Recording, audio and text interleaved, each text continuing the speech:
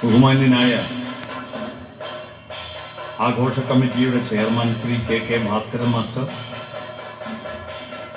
ഇതിന്റെ convener Shri NK Narayanan, SNDPയുടെ president Shri Radhamaniyan, ഈ പരിപാടിക്ക് പങ്കെടുക്കാൻ എന്നെ ക്ഷണിച്ചു വരുത്തിയ ശ്രീ സോമൻ, ശ്രീ നാരായണൻ, ഇവിടെ സദസ്സിൽ സന്നിഹിതരായിരിക്കുന്ന ഭക്തജനങ്ങളെ, പ്രിയപ്പെട്ട സഹോദരീ സഹോദരന്മാരെ, സുഹൃത്തുക്കളെ, നിങ്ങൾക്കെല്ലാവർക്കും നമസ്കാരം.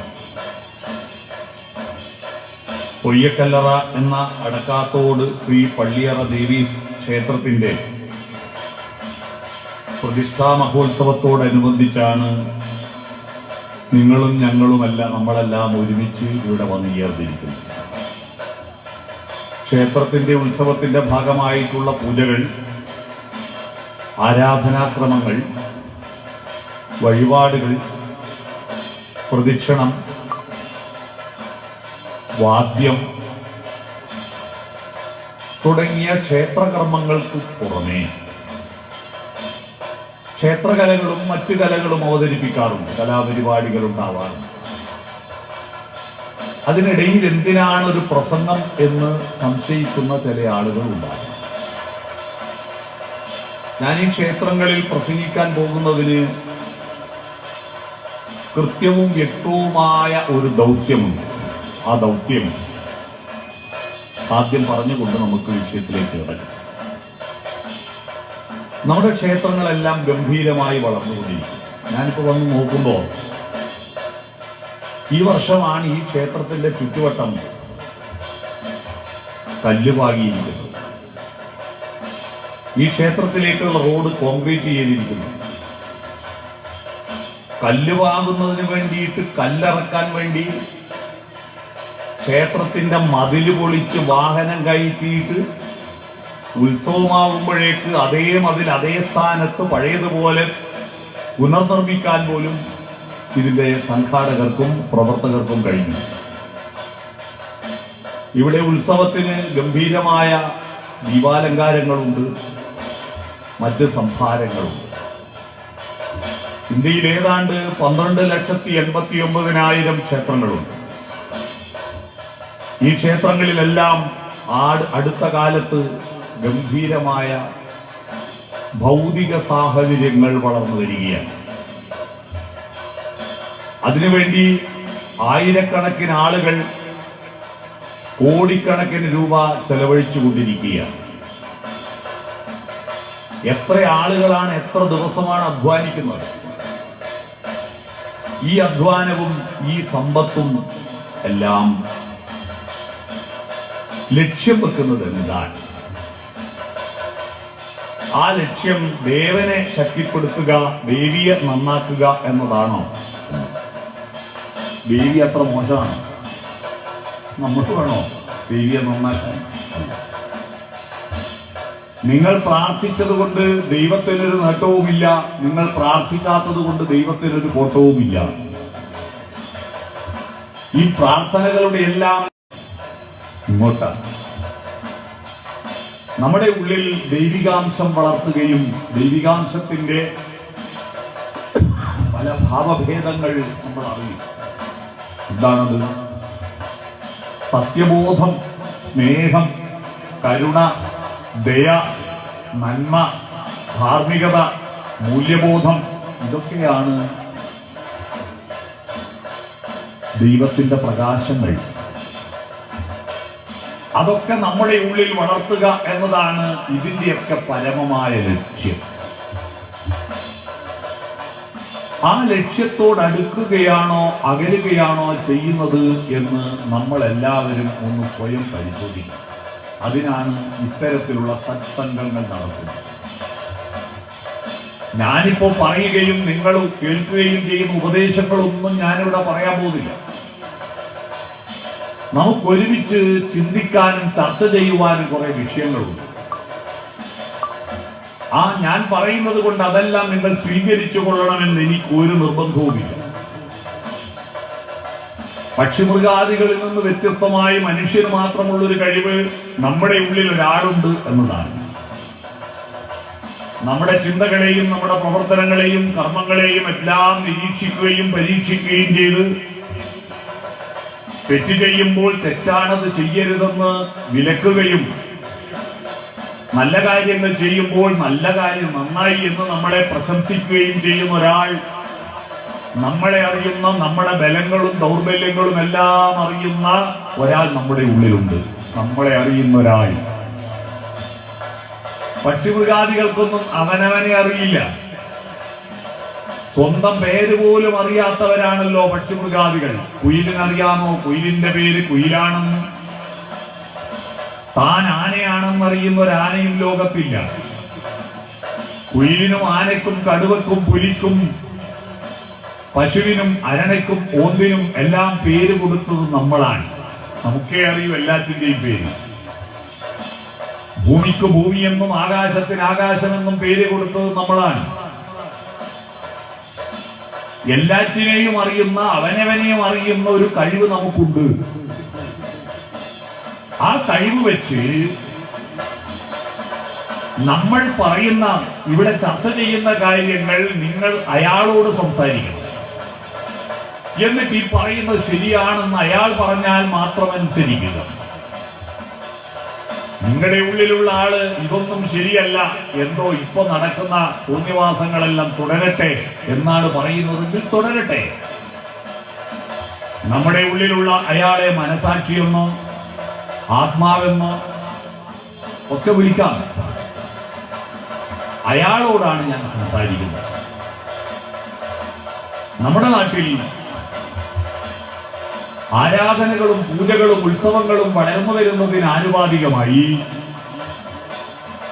മനുഷ്യഗുണങ്ങൾ വളർന്നു വരുന്നുണ്ടോ? മനുഷ്യന്റെ പ്രത്യേകതയാണ്. മനുഷ്യാണം ശ്രീനാരായണ ഗുരു പറഞ്ഞിരിക്കുന്ന മനോഹരമായൊരു വാക്കുണ്ട്. എന്താണത്? മനുഷ്യാണാം ഭക്തിത്വം എന്നല്ല ഗുരു പറഞ്ഞു. മനുഷ്യൻ ഭക്തനാവണം, എന്നാലേ മനുഷ്യനാവെന്ന് ഗുരു പറഞ്ഞില്ല. മനുഷ്യാണാം ധനത്വം എന്ന് പറഞ്ഞില്ല. മനുഷ്യാണാം ബുദ്ധിത്വം എന്ന് പറഞ്ഞില്ല. ബുദ്ധി ഉണ്ടെങ്കിലേ മനുഷ്യനാവുന്നില്ല. മനുഷ്യാണാം ആകാരത്വം എന്ന് പറഞ്ഞില്ല. നല്ല സുന്ദരമായ ശരീരമുണ്ടെങ്കിലേ മനുഷ്യനാവുന്നില്ല. മനുഷ്യാണാം കൊട്ടാരത്വം എന്ന് പറഞ്ഞില്ല. കൊട്ടാരത്തിൽ താമസിക്കുന്നവർ മനുഷ്യരാവുന്നില്ല. ഗുരു പറഞ്ഞത് മനുഷ്യാണാം മനുഷ്യത്വം എന്നാണ്. എന്താണ് ഈ മനുഷ്യത്വം? മനവുമായി ബന്ധപ്പെട്ടതാണ് മനുഷ്യത്വം. മനമെന്താണ്?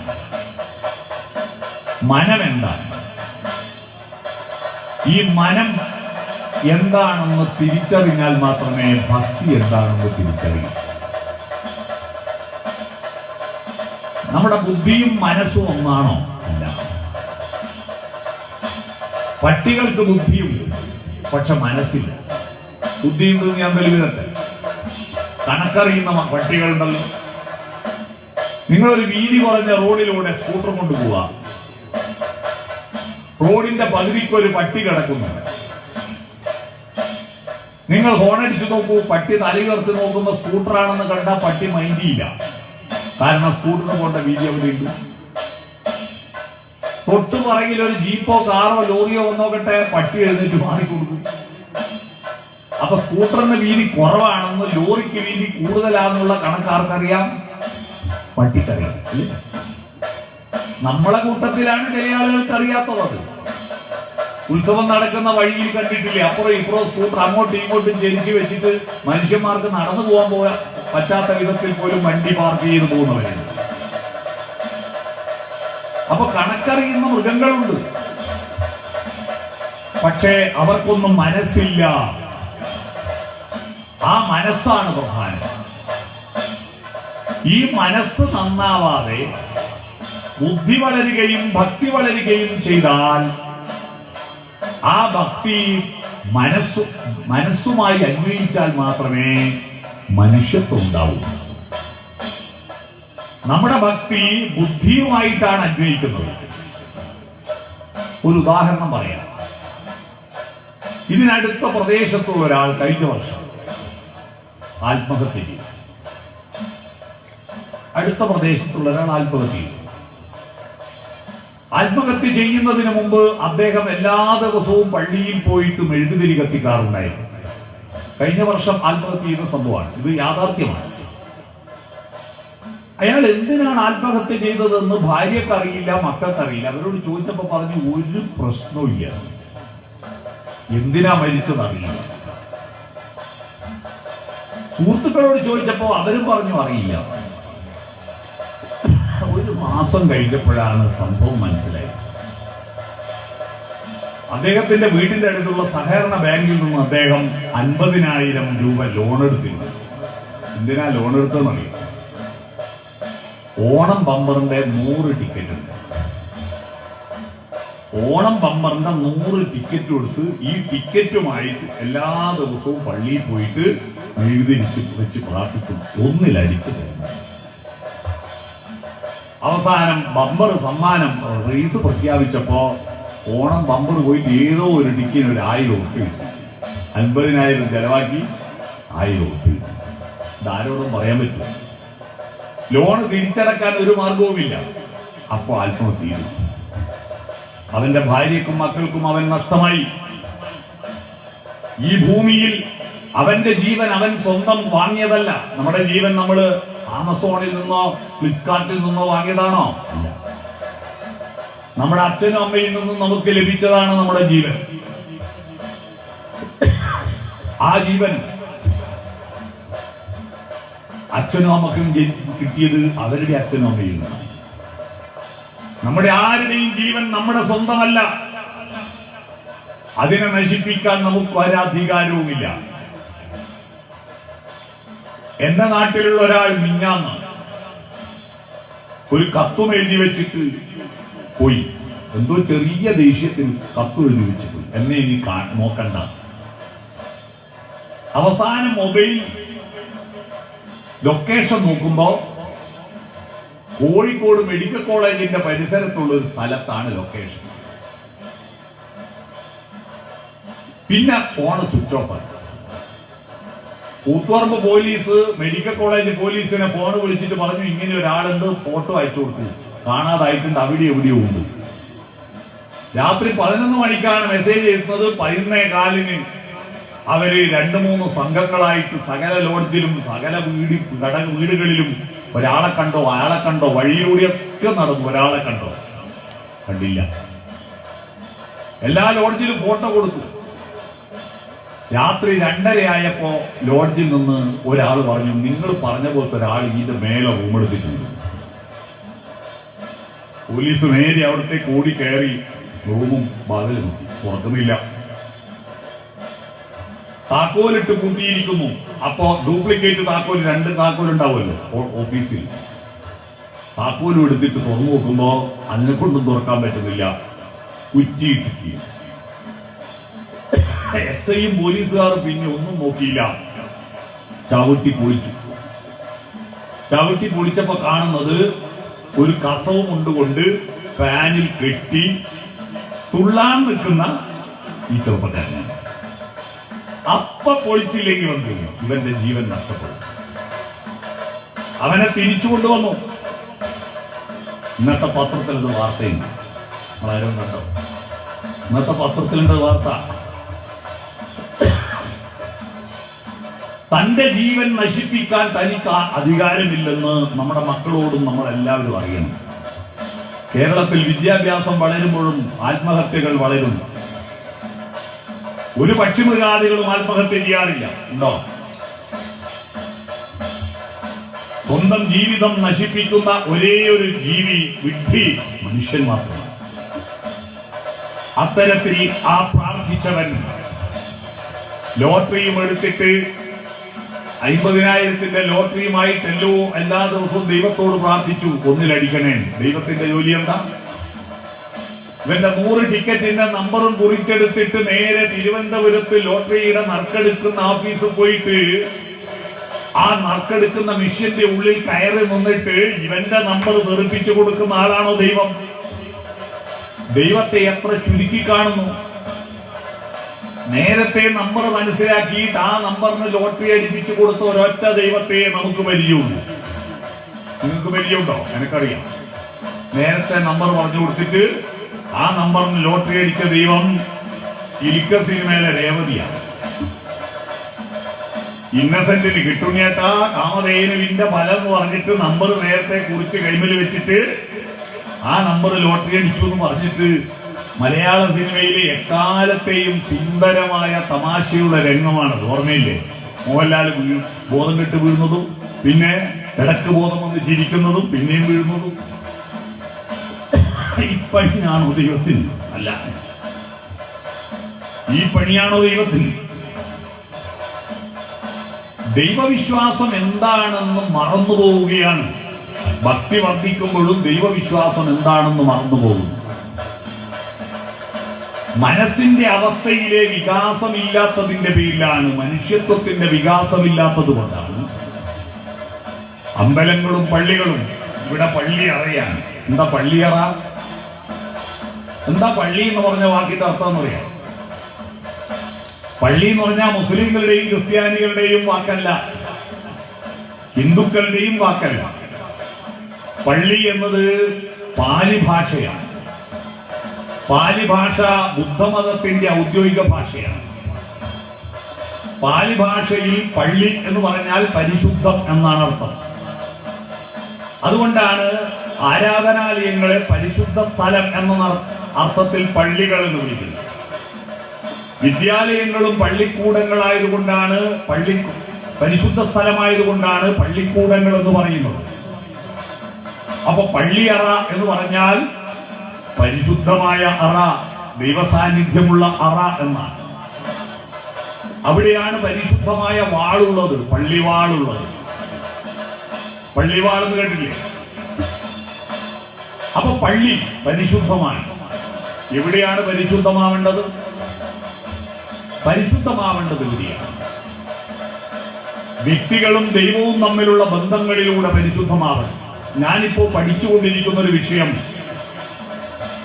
ശ്രീനാരായണ ഗുരുവിനെയും രവീന്ദ്രനാഥ ടാഗോറും മഹാത്മാഗാന്ധിയും പരസ്പരം സംസാരിച്ച വിഷയങ്ങൾ എന്തൊക്കെയാണ് എന്നാണ് ഞാൻ പഠിച്ചുകൊണ്ടിരിക്കുന്നത്. ഞാൻ മിനിഞ്ഞാന്ന് ശിവഗിരി ആശ്രമത്തിലായിരുന്നു. സ്വാമി ഉദംബരാനന്ദയാണ് അതിനെപ്പറ്റി കുറെ രേഖകൾ എനിക്ക് തന്നത്. സ്വാമി ഉദംബരാനന്ദയുടെ കൂടെ ശ്രീനാരായണ ഗുരു താമസിച്ച ആ ഒരു മുറിയുണ്ട്, ഒരു ആശ്രമത്തിൽ ഒരു മുറിയുണ്ട്. ആ മുറിയിൽ ഒരു കട്ടിലുണ്ട്, 2 ചാര് കസേരകളുണ്ട്, അദ്ദേഹം വെള്ളം കുടിക്കാൻ ഉപയോഗിച്ച പാത്രമുണ്ട്, ചെല്ലമുണ്ട്, അതൊക്കെ അവിടെയുണ്ട്. അതിന്റെ തൊട്ടുമേലെ അദ്ദേഹം സഞ്ചരിച്ച ഹോങ്കോങ്ങിൽ നിന്ന് നിർമ്മിച്ച് കപ്പൽ കയറ്റി കൊണ്ടുവന്ന ഒരു റിക്ഷയും അതിന്റെ തൊട്ട് വലതുവശത്ത്, ശിവഗിരി പോയവർക്കറിയാം, റിക്ഷയും സൂക്ഷിച്ചിട്ടുണ്ട്. ഞാനതിന്റെ വരാന്തയിൽ ഇരുന്നിട്ട് സ്വാമി ഉദംബരാനന്ദയുമായിട്ട് രാവിലെ 7 മണി മുതൽ 1 മണി വരെ സംസാരിക്കും. മിനിഞ്ഞാന്നത്തെ സംഭവം പറയുന്നത്. 1 മണി വരെ സംസാരിച്ചിട്ട് ഇതുവരെ നമ്മൾ കേൾക്കാത്തതായ ഒരുപാട് രേഖകൾ, വിഷയങ്ങൾ അദ്ദേഹം എനിക്ക് കാട്ടിത്തന്നു. പറഞ്ഞ രേഖകളൊക്കെ ലൈബ്രറികളിൽ, ഇതിന്റെ പ്രധാനപ്പെട്ട അറകളിൽ രഹസ്യമായി സൂക്ഷിച്ചു വെച്ചതാണ്. അതിന്റെയൊക്കെ ഫോട്ടോ എടുത്തിട്ട് അദ്ദേഹത്തിന്റെ മൊബൈൽ എനിക്ക് കാണിച്ചു. അതിൽ പ്രധാനപ്പെട്ട ഒരു രേഖ അറിയാം. ശ്രീനാരായണ ഗുരു ശിവഗിരി ആശ്രമത്തിൽ സ്ഥാപിച്ച ഒരു ക്ഷേത്രമുണ്ട്. ആ ക്ഷേത്രം ശാരദാ ക്ഷേത്രമാണ്. ആ ശാരദാ ക്ഷേത്രം വിദ്യാദേവതയായ ശാരദയാണ് പ്രതിഷ്ഠിച്ചിരിക്കുന്നത്. ആ ക്ഷേത്രത്തിൽ ആദ്യം ഗുരുവിന്റെ കാർമ്മികത്വത്തിൽ നടന്ന ആദ്യത്തെ വിവാഹത്തിന്റെ രേഖയാണ്. ആദ്യത്തെ വിവാഹം. ആദ്യ വിവാഹം ചെയ്ത് ആരാന്നറിയാവോ? വിവാഹം ചെയ്ത പെണ്ണിന്റെ പേര് മാർഗരറ്റ് എന്നാണ്. ജർമ്മൻകാരിയാണ്. ശ്രീനാരായണ ഗുരുവിന്റെ കാർമ്മികത്വത്തിലാണ് വിവാഹം നടന്നത്. വരന്റെ പേര് കരുണാകരൻ എന്നാണ്. കരുണാകരൻ. അവിടെ രേഖയുണ്ട്. മറ്റൊന്ന്, ഗാന്ധി ശ്രീനാരായണ ഗുരുവിനെ കാണാൻ വേണ്ടി വന്നിട്ട് ഗാന്ധി സംസാരിച്ച് തിരിച്ചുപോയോ? ഒരു രേഖയും അവിടെയില്ല. അപ്പൊ സ്വാമി ഋദംബരാനന്ദ ഗുജറാത്തിൽ സബർമതി ആശ്രമത്തിൽ പോയിട്ട് അവിടുത്തെ ഗാന്ധിയുടെ ഡയറി കുറിപ്പുകൾ പരിശോധിച്ചപ്പോഴാണ് ഗാന്ധിയുടെ ഡയറി കുറിപ്പിൽ എഴുതിയിരിക്കുന്നു, കേരളത്തിലെ ധർമ്മഗുരുവിന്റെ ആശ്രമത്തിൽ പോയി അന്ന് രാത്രി അദ്ദേഹത്തോടൊപ്പം അദ്ദേഹത്തിന്റെ മുറിയിൽ കഴിച്ചുകൂട്ടി. ഗാന്ധി വന്നിട്ട് താമസിച്ചത് ഗുരുവിന്റെ റൂമിലായിരുന്നു. അവിടെയാണ് ആ ഗുജറാത്തി ഭാഷയിൽ എഴുതിയിരിക്കുന്ന ഡയറി കുറിപ്പിന്റെ ഗാന്ധിയുടെ കയ്യൊപ്പ് എഴുത്തുകളുടെ ഫോട്ടോ എനിക്ക് ഋദംബരാനന്ദ കാണിച്ചു. ഹോങ്കോങ്ങിൽ നിന്നാണ് റിക്ഷയുണ്ടാക്കി കൊണ്ടുവന്നത് എന്നതിന്റെ തെളിവ് ആ റിക്ഷയുടെ സൈഡിൽ പെയിന്റ് അടർത്തി നോക്കിയപ്പോൾ അതിൽ മെയ്ഡ് ഇൻ ഹോങ്കോങ് എന്ന് എഴുതി വെച്ചിട്ടുണ്ട്. ആ റിക്ഷയെ തൊടാൻ തന്നെ അനുവദിച്ചിട്ടില്ല, ഇതിനുള്ളിൽ കയറാൻ അനുവദിച്ചിട്ടില്ല. ആ ഫോട്ടോ എടുത്ത അവിടുന്ന് എടുത്ത ഫോട്ടോ ആണെന്ന് പറഞ്ഞിട്ട് സ്വാമി എനിക്ക് ഇത് കാണിച്ചു തന്നാണ്. എനിക്ക് വൈകിട്ട് മറ്റൊരു പരിപാടി ഉള്ളത് കൊണ്ട് ഞാൻ ഉച്ചക്ക് അവിടുന്ന് പോന്നു. ഞാൻ പറഞ്ഞു ഇനിയും വരാം, 1-2 ദിവസം സമാധാനത്തിൽ. മഴക്കാലമായാലാണ് എനിക്ക് തിരക്ക് കുറയുക. നമുക്ക് ഒരുപാട് സംസാരിക്കാനുണ്ട്. എനിക്കറിയേണ്ടത് ഗുരുവും ടാഗോറും തമ്മിലുള്ള സംസാരം, ഗുരുവും ഗാന്ധിയും തമ്മിലുള്ള സംസാരം എന്തൊക്കെയാണെന്നാണ് എനിക്കറിയേണ്ടത്. അറിയാനാ പോയത്. അതിനെ പറ്റിയിട്ടുള്ള രേഖകൾ എവിടെയുണ്ട്, എവിടെയാക്കുകയാ ഉള്ളതെന്ന് അന്വേഷിച്ചു കൊണ്ടിരിക്കുക. ഇത് ഞാൻ പറയാൻ കാരണം, നമ്മുടെ രാജ്യത്തിന്റെ മനസാക്ഷി മണ്ഡലത്തെ രൂപപ്പെടുത്തിയ ഗുരുത്രയങ്ങളാണ് ഇവർ 3 പേർ. ത്രയങ്ങൾ എന്ന് പറയുമ്പോൾ ത്രികോണാകൃതി വരച്ചതുപോലെ ഇന്ത്യ രാജ്യത്തിന്റെ ഭൂഖണ്ഡത്തിൽ തെക്കുള്ള ശ്രീനാരായണ ഗുരു, ഗുജറാത്തിലുള്ള ഗാന്ധി, കൽക്കത്തയിലുള്ള രവീന്ദ്രനാഥ ടാഗോർ, ഇതിനെ 3നെയും കൂട്ടി യോജിപ്പിച്ചുകൊണ്ട് ചിത്രം വരച്ചാൽ ഒരു ട്രയാങ്കിൾ, ഒരു ത്രികോണം കിട്ടും. ആ ത്രികോണം ഭാരത മനസാക്ഷിയുടെ ത്രികോണമാണ്. നമ്മുടെ രാജ്യത്തിലെ ദൈവസങ്കല്പങ്ങളെല്ലാം തന്നെ ആരംഭ കാലഘട്ടത്തിൽ ഉണ്ടായിരുന്ന വിദ്യയാണ് ദൈവം. വിദ്യാമൃതമശ്നുതേ എന്ന വേദവാക്യം ഇവർ 3 പേരും പരസ്പരം അംഗീകരിച്ചതാണ്. സംഗീതമാണ് ദൈവമെന്ന് ടാഗോർ പാടി, കവിതയാണ് ദൈവമെന്ന് ഗുരു പാടി, സ്നേഹമാണ് ദൈവമെന്ന് ഗാന്ധി പറഞ്ഞു. സംഗീതം, കവിത, സ്നേഹം, ഇത് 3ഉം ചേരുന്നതാണ് ഭാരതത്തിന്റെ മനസാക്ഷിത്രയം. ഇതുണ്ടാക്കിയെടുക്കാൻ ഇന്ത്യക്ക് എന്ന് കഴിയുന്നുവോ അന്ന് ഇന്ത്യ രാജ്യത്ത് കലാപങ്ങളില്ലാതാവും. 2025 ഈ ലോകത്ത് ആകമാനം കൊല്ലപ്പെട്ട മനുഷ്യർ 1,79,000 ഒറ്റ കൊല്ലം കൊണ്ട്. ഞാൻ എത്തിപ്പോയി കണ്ടെത്തിയതാണ്. കൊലപാതകത്തിനെല്ലാം മുഴുവൻ കേസ് വീശിയല്ലോ. 2025 ജനുവരി 1-നും 2025 ഡിസംബർ 31-നും ഈ ഭൂമിയിൽ 1,79,000 കൊലപാതകങ്ങൾ നടന്നു. ആ കൊലപാതകങ്ങളിൽ 5% കൊലപാതകങ്ങൾ ഇന്ത്യ രാജ്യത്താണ്. അതിൽ മണിപ്പൂരിലുള്ള കൂക്കികളും മെയ്തികളും തമ്മിലുള്ള യുദ്ധത്തിലാണ്, കലാപത്തിലാണ്. നമ്മുടെ കേരളത്തിൽ 411 കൊലപാതകങ്ങൾ നടന്നു. അത് പക്ഷേ വംശങ്ങൾ തമ്മിലുള്ള കൊലപാതകം, വ്യക്തികൾ തമ്മിലുള്ള കൊലപാതകങ്ങളാണ്. അത്രയേ ഉള്ളൂ. ഇത്ര ഇപ്പോഴും ആളുകൾ കൊല്ലുന്നു. നമ്മുടെ ആലപ്പുഴയിലെ ഒരു കടുവ രാധ എന്ന് പറയുന്ന സ്ത്രീയെ കൊന്നു തിന്നു, അല്ലേ? കഴിഞ്ഞ വർഷത്തെ ഞെട്ടിപ്പിക്കുന്ന വാർത്തയായി. ആ സംഭവം അവിടെ ഭയങ്കര പ്രശ്നമുണ്ടാക്കി, കലാപമായി. അവിടെ റോഡ് തടഞ്ഞ് ഹർത്താലായി, ഭയങ്കര പ്രശ്നമായി. ഈ കടുവയ്ക്ക് നമ്മുടെ വെണ്ടക്കയും തക്കാളിയും വെള്ളരിക്കയും കത്രിക്കയും കുമ്പളങ്ങയും തിന്നാൻ പറ്റില്ല. പ്രകൃതി ഇറച്ചി തിന്ന് മാംസം തിന്നാൻ ജീവിക്കാൻ പറ്റുന്ന വിധത്തിൽ അതിന്റെ ആമാശയത്തിനെ ദഹിപ്പിക്കാൻ പറ്റൂ. അതിന്റെ നഖങ്ങൾ, അതിന്റെ പല്ലുകൾ കൊടുത്തത് വേട്ടയാടി പിടിച്ച് തിന്നാനാണ്. അതിന് കാട്ടിലെ മുയല്, കാട്ടിലെ മാന് എന്നിവയെ തിന്നാൻ പാടുള്ളൂ. നാട്ടിലുള്ള ഒന്നിനെയും തിന്നാൻ പാടില്ല എന്ന് അതിനറിയാവോ? അതിന് കാടേതാ നാടേതാന്നറിയാവോ? എല്ലാം കാട് പോലെയല്ലേ കാണുന്നത്. അത് നാട്ടുകാർക്കും ഇടക്കിടക്ക് നിങ്ങളുടെ നാട്ടിലും വിരുന്നുകാരനായിട്ട് പുലി വരുന്നില്ലേ? അങ്ങനെ വരുന്ന കൂട്ടത്തിൽ പശുവിനെയും ആടിനെയും ഒക്കെ പിടിച്ച് തിന്നാൻ വേണ്ടി വരുന്ന കൂട്ടത്തിൽ ഒരു സ്ത്രീയെ കടുവ. ആ സ്ത്രീ റേഷൻ കാർഡിൽ പേരുള്ളവളാണ്, വോട്ടർ പട്ടികയിൽ പേരുള്ളവരാണ്, അമ്പലത്തിൽ പോയി പ്രാർത്ഥിക്കുന്നവളാണ്. അവളെ തിന്നണ്ട എന്ന് കടുവക്ക് തീരുമാനിക്കാനുള്ള വിശേഷ ബുദ്ധിയുണ്ടോ? ഇല്ല. മാംസവും രക്തവുമുള്ള ഏതൊരു ജന്തുവിനും അത് ഭക്ഷണമാണ്. അത് കൊന്ന് തിന്നു അല്ലെ? എന്തെല്ലാം കലാപങ്ങൾ! ഒരു മനുഷ്യ സ്ത്രീയെ കൊല്ലുമ്പോഴേക്ക് 411 മനുഷ്യരെ കൊന്നത് മനുഷ്യരാണ്. തിന്നാനാണ് കൊന്നത്. എന്തിനു കൊന്നു? 1,79,000 മനുഷ്യരെ എന്തിനു കൊന്നു?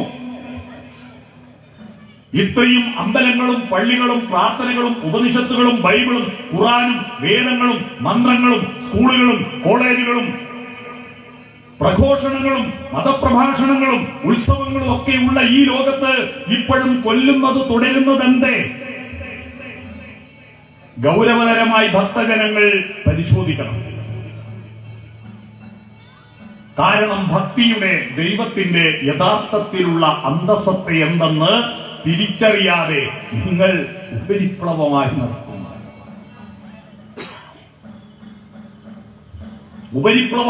നടത്തുന്ന ചടങ്ങുകൾ മാത്രമായി നമ്മുടെ ദൈവവിശ്വാസവും ഉത്സവങ്ങളും ചുരുങ്ങിപ്പോകുന്നതിന്റെ ദുരന്തമാണിത്. അതുകൊണ്ട് ദൈവവിശ്വാസം ലക്ഷ്യം വെക്കുന്നത് എന്താണെന്ന തിരിച്ചറിവ് ഇത്രയും ആളുകൾക്കുണ്ടാക്കിയെടുത്തില്ലെങ്കിൽ അതിനെ കൊണ്ട് കാര്യമില്ല. ഒരു ഡോക്ടർ ചുമയുള്ളത് കൊണ്ട് ആണ്, ക്ഷമിക്കണം, ഒരു ഡോക്ടർ പറഞ്ഞിരുന്നു എന്റെ ആശുപത്രിയിൽ ഓപ്പറേഷൻ ഒക്കെ വിജയിക്കുന്നുണ്ട്, പക്ഷെ രോഗി മരിച്ചു പോകുന്നു. ഞാനെന്ത് ചെയ്യാൻ? ഓപ്പറേഷൻ എല്ലാം വിജയിച്ച ഓപ്പറേഷനാ, പക്ഷെ രോഗി ബാക്കിയാകുന്നില്ല. അതുപോലെ നമ്മുടെ ഉത്സവങ്ങളും നമ്മുടെ പ്രാർത്ഥനകളും നമ്മുടെ പൂജകളും മന്ത്രങ്ങളെല്ലാം കരക്റ്റ് എല്ലാം ഗംഭീരമാണ്. എന്റെ നാട് തൊടീക്കളമാണ്. തൊടീക്കളത്തെ അമ്പലത്തില് ഒരു പൂജാരി ഉണ്ടായിരുന്നു. അയാളാണ് ഈശ്വരൻ എന്നായിരുന്നു എന്റെ വിചാരം. ഇയാളാ ഈശ്വരൻ. ചെറിയ കുട്ടിയായിരിക്കുമ്പോൾ വിചാരം. കാരണം അയാളുടെ പേര് ഈശ്വരൻ നമ്പൂതിരി എന്നാണ്. അപ്പൊ ഈശ്വരോ എന്ന് വിളിക്കുന്ന കേട്ടിട്ട് ഞാൻ വിചാരിച്ചു ഇയാളാ ഈശ്വരൻ. അങ്ങനെ നിൽക്കുമ്പോൾ ഞാൻ തൊടിക്കള ഹെൽത്ത് സെന്ററിന്റെ അടുത്ത് ഇസ്മായിലിന്റെ പീടികയിൽ ചായപ്പൊടി വാങ്ങാൻ വേണ്ടി അമ്മ പറഞ്ഞയച്ചിട്ട് ഞാനവിടെ ചെല്ലുമ്പോ ഈശ്വരൻ കാണാൻ ഒരു ഓലക്കൊടിയും ചൂടിയിട്ട് ഇസ്മായിലിന്റെ പീടികയിൽ വരുന്നു. ചേട്ടാ, ഇതെന്താ സംഭവം? അവിടെ വന്നിട്ട് ഇസ്മായിലിനോട് ഇദ്ദേഹം പറയുന്നത് എന്താണെന്നറിയോ? ഇസ്മായിലെ, അടുത്ത അഷ്ടമി ഉത്സവം വന്നാൽ നിന്റെ കടകൾ തീർത്തു തരാം. നാളെ ഭഗവാന് കത്തിക്കാൻ എണ്ണ ഇല്ലടോ, നീ കുറച്ചും കൂടി എണ്ണ കടം തരും. ആര്? ഈശ്വരൻ വന്നിട്ട് ഇസ്മായിലിനോട് അഭ്യർത്ഥിക്കുക. ഞാൻ അത്ഭുതപ്പെട്ടു. ഇസ്മായിൽ യാതൊരു ഭാവഭേദവും ഇല്ലാതെ പാത്രം വാങ്ങി അകത്ത് പോയി എണ്ണ അളന്നിട്ട് കൊണ്ടുപോകുന്നു.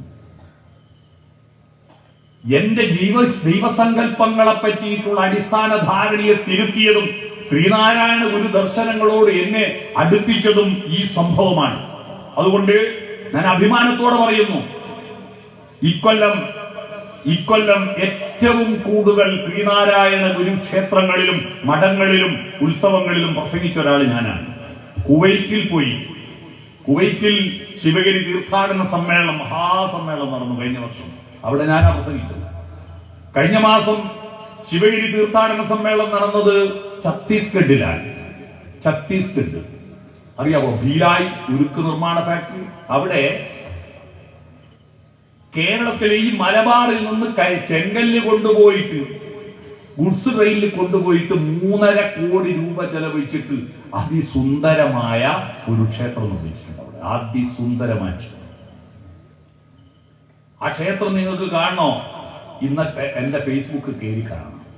ആ ക്ഷേത്രത്തിന്റെ മുന്നിൽ ഞാനും ഭാര്യ, എന്റെ വിവാഹ വാർഷിക ദിനമാണ്, ഞാനും ഭാര്യ ആ ക്ഷേത്രത്തിന്റെ മുന്നിൽ നിൽക്കുന്ന ഫോട്ടോ ആണ് ഞാൻ അതിൽ പോസ്റ്റ് ചെയ്തിരിക്കുന്നത്.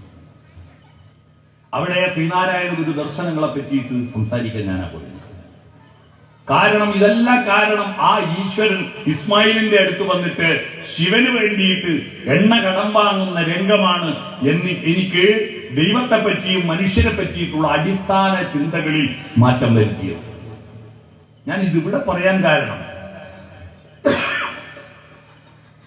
അന്തിത്തിരി കത്തിക്കുവാൻ കഴിവില്ലാത്ത എത്രയോ ക്ഷേത്രങ്ങൾ നമ്മുടെ നാട്ടിലുണ്ടായി. ഇന്ന് അങ്ങനെ ഒരു ക്ഷേത്രമില്ല. എല്ലാ ക്ഷേത്രങ്ങളിലും ഗംഭീരമായ കൊടിമരവും നടപ്പന്തലും ഇടപ്പള്ളിയും അഗ്രഹാരവും ഒക്കെ ഉണ്ട്. പക്ഷെ ഇതിന്റെ വികാസത്തിനനുസരിച്ച് നമ്മുടെ നാട്ടിൽ കരുണ വളരുന്നുണ്ടോ? കരുണാകരൻ എന്നല്ലേ ശ്രീനാരായണ ഗുരു ദൈവത്തെ അനുകമ്പാദശകത്തിൽ വിളിച്ചത്? ഒരു വീട എറുമ്പിനും വരാതവണ്ണം കരുണാകര നീ ഞങ്ങളെ കാത്തുരക്ഷിക്കുക എന്നാ പറഞ്ഞത്. കരുണാകരൻ. കരുണ വളരണ്ടേ, സ്നേഹം വളരണ്ടേ, സത്യബോധം വളരണ്ടേ. ഇത് വളരാൻ എന്തു ചെയ്യണം? നമ്മൾ നമ്മുടെ മനസ്സ് വളർത്തണം. മനസ്സ് വളർത്താൻ എന്താ വേണ്ടത്? ഭാരതത്തിലെ ആദ്യത്തെ പ്രാർത്ഥന എന്തെന്നറിയണം. ഭാരതത്തിലെ ആദ്യത്തെ പ്രാർത്ഥന ഓം നമ ശിവായ, ഓം നാരായണായ, ഗംഗണപതിയെ നമഃ ഒന്നൊന്നുമല്ല. ആദ്യത്തെ പ്രാർത്ഥന ശരണമയ്യപ്പ എന്നല്ല. ആദ്യത്തെ പ്രാർത്ഥനയെ കുറിച്ച് ഒരു മലയാളത്തിൽ ഒരു സിനിമാ പാട്ടുണ്ട്, 10-50 വർഷം മുമ്പ് ഇറങ്ങിയത്. ഒരു 45-50 വയസ്സ് കഴിഞ്ഞ ആളുകൾക്ക് ആ പാട്ട് ഓർമ്മ വരും.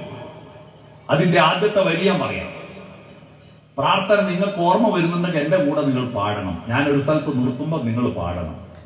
ആ പാട്ടിതാണ്: ശാരികേ ശാരികേ സിന്ധു ഗംഗാ നദീ തീരം വളർത്തിയ ഗന്ധർവഗായികേ പാടുക നീ പുരുഷാന്തരത്തിലെ ഭാവോജ്വലങ്ങളാം. യെസ്, ഇവിടെ പാടാൻ ആളുണ്ടായി. സന്തോഷം. സൂര്യഗായത്രികൾ, സൂര്യഗായത്രികൾ. പ്രത്യക്ഷ ദൈവത്തെയാണ് ആദ്യം പ്രാർത്ഥിച്ചത്, പരോക്ഷ ദൈവത്തെയല്ല. മറ്റു ദൈവങ്ങളെയെല്ലാം പിന്നെ സങ്കല്പത്തിൽ ഉണ്ടായതാണ്. സൂര്യൻ ആദ്യം നമ്മുടെ മുമ്പിൽ വന്ന് പ്രത്യക്ഷപ്പെടുന്ന ദൈവമാണ്. എന്തായാണ് ഈ സൂര്യഗായത്രി? അടുത്ത പാട്ടിൽ അത് പറയുന്നുണ്ട്. വേറൊരു പാട്ടുണ്ട്, സൂര്യഗായത്രി പാടുന്ന ഒരു പാട്ടുണ്ട്. സൂര്യഗായത്രിയെ കുറിച്ചേ ഈ പാട്ടിലുള്ളൂ. സൂര്യഗായത്രി ചൊല്ലുന്ന വേറൊരു പാട്ടുണ്ട്. പത്മതീർത്ഥമേ ഉണരു, മാനസ പത്മതീർത്ഥമേ ഉണരു, അഗ്നിരഥത്തിലുദിക്കുമുഷസ്സിൻ അർഘ്യം നൽകൂ, ഗന്ധർവ സ്വരഗംഗയൊഴുകൂ, ഗായത്രികൾ പാടൂ. ഓം സത്സവിതുർവരേണ്യം ഭർഗോ ദേവസ്യ ധീമഹി ധിയോ യോ ന പ്രചോദയാത്. മന്ത്രങ്ങളെല്ലാം കേൾക്കും, ചൊല്ലും. എന്താ മന്ത്രത്തിന്റെ അർത്ഥം എന്നറിയില്ല. ഇതാണ് നമ്മുടെ പ്രശ്നം. മന്ത്രങ്ങളുടെ അർത്ഥം അറിയില്ലെങ്കിൽ അനർത്ഥമാണ് ഉണ്ടാവുക. എന്നാൽ അർത്ഥം അറിഞ്ഞാലോ എല്ലാ അനർത്ഥങ്ങളും ഇല്ലാതാവും. ശ്രീ എന്ന വാക്ക് സംസ്കൃതമാണ്. അതിന് അറബി ഭാഷയിലുള്ള അർത്ഥം അൽ എന്നാണ്. കൃഷ്ണൻ, രാമൻ എന്നത് സംസ്കൃതമാണ്. അതിന് അറബി ഭാഷയിലുള്ള അർത്ഥം ഇലാഹ് എന്നാണ്. അപ്പൊ ശ്രീകൃഷ്ണൻ എന്നോ ശ്രീരാമൻ എന്നോ പറയുന്നതിന് അറബി ഭാഷയിൽ പറയുന്നത് അൽ ഇലാഹ് എന്നാണ്. അതാണ് അല്ലാഹു. മനസ്സിലായി? അവർക്ക് അറബി അറിയാത്തതുകൊണ്ട് അവരുടെ ഭാഷയിൽ അത് പറഞ്ഞു. അവർക്ക് സംസ്കൃതം അറിയാത്തതുകൊണ്ട് അവരുടെ ഭാഷയിൽ അത് പറഞ്ഞു. നമുക്ക് അറബി അറിയാത്തതുകൊണ്ട് നമ്മുടെ ഭാഷയിൽ പറയുന്നു. അത്രയേ ഉള്ളൂ. അർത്ഥം അറിഞ്ഞാൽ തീരുന്ന പ്രശ്നമേ ഉള്ളൂ. ഖുറാൻ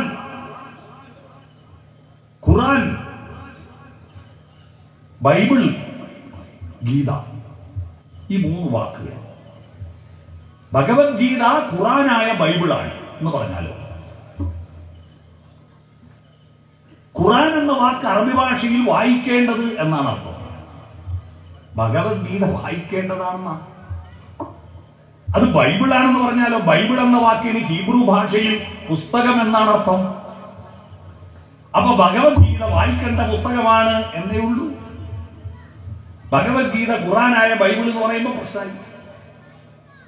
ശിരോവസ്ത്രം ധരിക്കണം എന്ന് പറഞ്ഞാൽ ഒരു കുഴപ്പമില്ല. ഉത്തരേന്ത്യയിലെ സ്ത്രീകൾ, ഹിന്ദു സ്ത്രീകളെല്ലാം ശിരോവസ്ത്രം ധരിക്കും. തട്ടം എന്ന് പറഞ്ഞാലും കുഴപ്പമില്ല. ഹിജാബ് എന്ന് പറഞ്ഞാൽ തീർന്നു. തട്ടത്തിന്റെ അറബി മാത്രമാണ് ഹിജാബ്. ഹിജാബ് എന്ന് പറയുമ്പോൾ പ്രശ്നമായി. പൈസക്കാരനിട്ട ബർമുഡ, പാവപ്പെട്ടവനിട്ട ട്രൗസർ എന്ന് പറഞ്ഞില്ല. അതുപോലെ അറബി പറഞ്ഞാലേ പ്രശ്നമുള്ളൂ. അർത്ഥമറിയാത്തതിന്റെ പ്രശ്നമാണ്. രാമരാമ എന്ന് ജപിക്കുന്നതിന്റെ അർത്ഥം അറിയാം. എന്താണ് രാമരാമ? രാമരാമ എന്ന് ആദ്യം ജപിച്ചത് രാമായണം എഴുതുന്നതിന് മുമ്പല്ലേ? നാരദൻ രാമന്റെ കഥ വാൽമീകിയോട് പറയുന്നതിന് മുമ്പല്ലേ? വാൽമീകി കാട്ടാളനായിരിക്കുമ്പോൾ അദ്ദേഹം മനുഷ്യനാവാൻ വേണ്ടിയിട്ട് സപ്തർഷികൾ പറഞ്ഞു കൊടുത്തതല്ലേ രാമരാമ ജപിക്കാൻ? അപ്പൊ രാമായണം എന്ന കഥയുണ്ടായിട്ടില്ല. പിന്നെ ഏത് രാമന? അന്വേഷിച്ചോ? രാശബ്ദോച്ചാരണ മാത്രേണ മുഖാൻ നിര്യന്തി പാതക പുനഃപ്രവേശ ഭീര്യാജ മകാരച്ച കവാടവേൽ.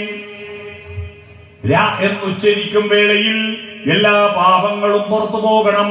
പുറത്തുപോയ പാപങ്ങൾ തിരിച്ചകത്തേക്ക് പ്രവേശിക്കാതിരിക്കാൻ മ എന്ന് വയപൂട്ടണം.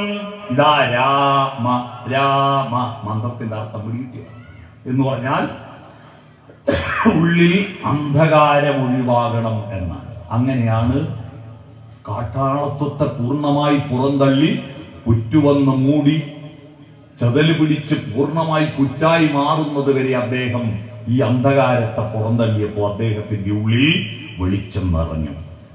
അപ്പോഴാണ് അദ്ദേഹം വാൽമീകിയായത്. വാൽമീകി എന്ന് പറഞ്ഞാൽ പുറ്റാണ്. പുറ്റിൽ നിന്ന് വന്നവൻ വാൽമീകി. എന്താണ് ഗായത്രി മന്ത്രത്തിന്റെ അർത്ഥം? ഓം സത് ഭുവർഭുവസ്വഹ. ഓം എന്ന് പറഞ്ഞാൽ എന്താ? തൃശ്ശൂര് ഒരു പരിപാടിക്ക് വേദാന്തത്തെ പറ്റിയിട്ടുള്ളൊരു സെമിനാറിൽ വിഷയം അവതരിപ്പിക്കാൻ പറ്റി. അവിടെ പോയപ്പോ സദസ്യരല്ല, ഒരുപാട് ആളുകൾ, കുറെ സ്വാമിമാര് വന്നിരിക്കുന്നു. ഇതെന്താ ഒരു പുതിയ വിഷയം എന്നറിയാൻ വേണ്ടിയിട്ട് ഞാനാകെ പേടിച്ചു. എനിക്കാണെങ്കിൽ ഇതിനെപ്പറ്റി ആഴത്തിലുള്ള വലിയ അറിവൊന്നുമില്ല. സമുദ്രത്തിൽ പോയാലും പാത്രത്തിൽ മുക്കുന്നതല്ലേ മുക്കാൻ പറ്റും. നമ്മളെ ചെറിയ ബുദ്ധി തോന്നിയ ചില കാര്യങ്ങൾ പറയാൻ പോയതാ. സ്വാമിമാരെ കണ്ടിട്ട് കടപ്പുറത്ത് കൊണ്ടുപോയിട്ട് കുയർക്കലല്ലേ. കടപ്പുറത്ത് അങ്ങോട്ട് ഇവരോട് ഞാൻ എന്ത് പറഞ്ഞു കൊടുക്കാനാ? ഞാൻ വെറുതെ ചോദിച്ചു ഓംകാരത്തിന്റെ അർത്ഥം എന്താണ്. ആരും ഒന്നും മിണ്ടുന്നില്ല. അപ്പൊ ഒരു കോളേജിൽ പഠിക്കുന്ന ഒരു പയ്യൻ എഴുന്നേറ്റ് നിന്നിട്ട് പറഞ്ഞു, ഓംകാരം എന്ന് പറഞ്ഞാൽ ദൈവത്തെ ഡൗൺലോഡ് ആക്കുന്ന പാസ്വേഡാണ്. ഓം നമശിവായ എന്ന് പറഞ്ഞാൽ ശിവൻ ഡൗൺലോഡായി, ഓം നാരായണായ എന്ന് പറഞ്ഞാൽ വിഷ്ണു ഡൗൺലോഡായി. ഇതാണ് ഓംകാരം. ആണോ?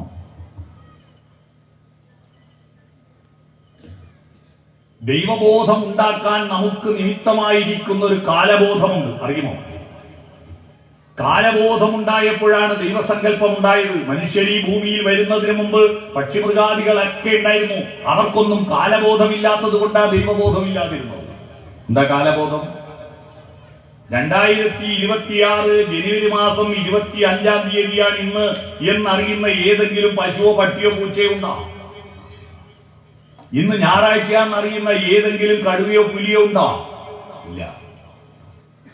ഇന്നലകളെ പറ്റിയോ നാളെയെ പറ്റിയോ അവർക്ക് ആശങ്കയുണ്ടോ? ഇല്ല. എവിടെ നിന്നോ വന്നു ഞാൻ, എവിടേക്കോ പോണു ഞാൻ എന്ന ചോദ്യം പക്ഷിമൃഗാദികൾക്കില്ല. ഈ ലോകം എങ്ങനെ ഉണ്ടായി എന്ന ആശങ്ക അവർക്കില്ല. നമുക്കാണ് ഭൂതകാലം ഉണ്ടായത്. ഭൂതം എന്ന് പറഞ്ഞാൽ സംഭവിച്ചത് എന്നാണ്. നമ്മളെ ദുർഭൂതങ്ങളെ പറ്റി എന്താണ്? ഈ ഭൂതം എന്നിങ്ങനെ വരുന്ന മരണം സംഭവിച്ചതിന് ശേഷം എണീറ്റ് നടക്കുന്ന കുറെ പുള്ളികളുണ്ടായിരുന്നു. അതിനെയായി ദുർഭൂതം എന്ന് പറയാം. പണ്ടെല്ലുണ്ട്. നമ്മളെല്ലാം ചെറുപ്പത്തിൽ മരണം സംഭവിച്ചതിന് ശേഷം കുറച്ച് പ്രേതങ്ങൾ നാട്ടിലെല്ലാം ഇങ്ങനെ നടക്കും, ഓരോ ആളെ മേൽ കൂടും, എന്നിട്ട് മന്ത്രിച്ച് കെട്ടിയ ഒഴിഞ്ഞു പോവും. ഇപ്പൊ നാട്ടിലേടിയും പ്രേതമില്ല, എല്ലാം ഒഴിഞ്ഞു പോയി. ഇപ്പൊ സിനിമയിലേ ഉള്ളൂ പ്രേതം. ഫ്ലിപ്കാർട്ടിൽ നിന്ന് ഡ്രസ് ഓർഡർ ചെയ്യുന്ന പ്രേതമല്ല ഉണ്ട് ഇപ്പൊ സിനിമയിൽ. സർവം മായ എന്ന് പറഞ്ഞത് സിനിമയിലൊക്കെ. എങ്ങനെയാ പ്രേതങ്ങൾ പോയെന്നറിയാവോ? പ്രേതങ്ങൾ ആകാശത്തൂടെയാ പോവാ. നാട്ടിൽ മുഴുവൻ സ്ഥലത്തും കരണ്ടെത്തി ലൈന് നാട്ടിൽ തലങ്ങും വെലിങ്ങും വലിച്ചിട്ട് ഈ ലൈനും തട്ടിയിട്ടെല്ലാം ചത്തുപോയി. പ്രേതങ്ങളൊന്നും ഇപ്പൊ ജീവിച്ചിരിപ്പില്ല. ഭൂതം എന്ന് പറയാൻ കാരണം മരണം സംഭവിച്ചതെന്നാണ്. ഭൂതം സംഭവിച്ചത് 5 കാര്യങ്ങളാണ് ഇവിടെ സംഭവിച്ചത്. എന്താ 5 കാര്യം? പഞ്ചഭൂതങ്ങൾ സംഭവിച്ച 5 കാര്യം. പഞ്ചഭൂതങ്ങൾ എന്തൊക്കെയാണ്? പൃഥ്വി, അപ്പ്, തേജസ്, വായു, ആകാശം. പൃഥ്വി പദാർത്ഥം, ഭൂമി. അപ്പ് വെള്ളം, തേജസ് അഗ്നി, വായുവും ആകാശവും. ആകാശം എന്ന് പറഞ്ഞാൽ പ്രത്യേക സ്ഥലവുമില്ല, എല്ലാം ആകാശ, സ്പേസ്. ഇതൊക്കെ നിൽക്കാനൊരു സ്ഥലം വേണ്ടേ, അതാണ് ആകാശം. ഇതാണ് പഞ്ചഭൂതങ്ങൾ. ആദ്യമുണ്ടായ 5 എന്താ? ആദ്യത്തിന് സംസ്കൃതത്തിൽ പറയും പ്ര, 5 പറയും പഞ്ചം. ആദ്യമുണ്ടായത് 5 പ്രപഞ്ചം. പ്രപഞ്ചം ആദ്യമുണ്ടായ പഞ്ചഭൂതങ്ങൾ. അപ്പൊ ഈ ഉണ്ടാക്കാൻ ഒരാൾ വേണ്ടേ?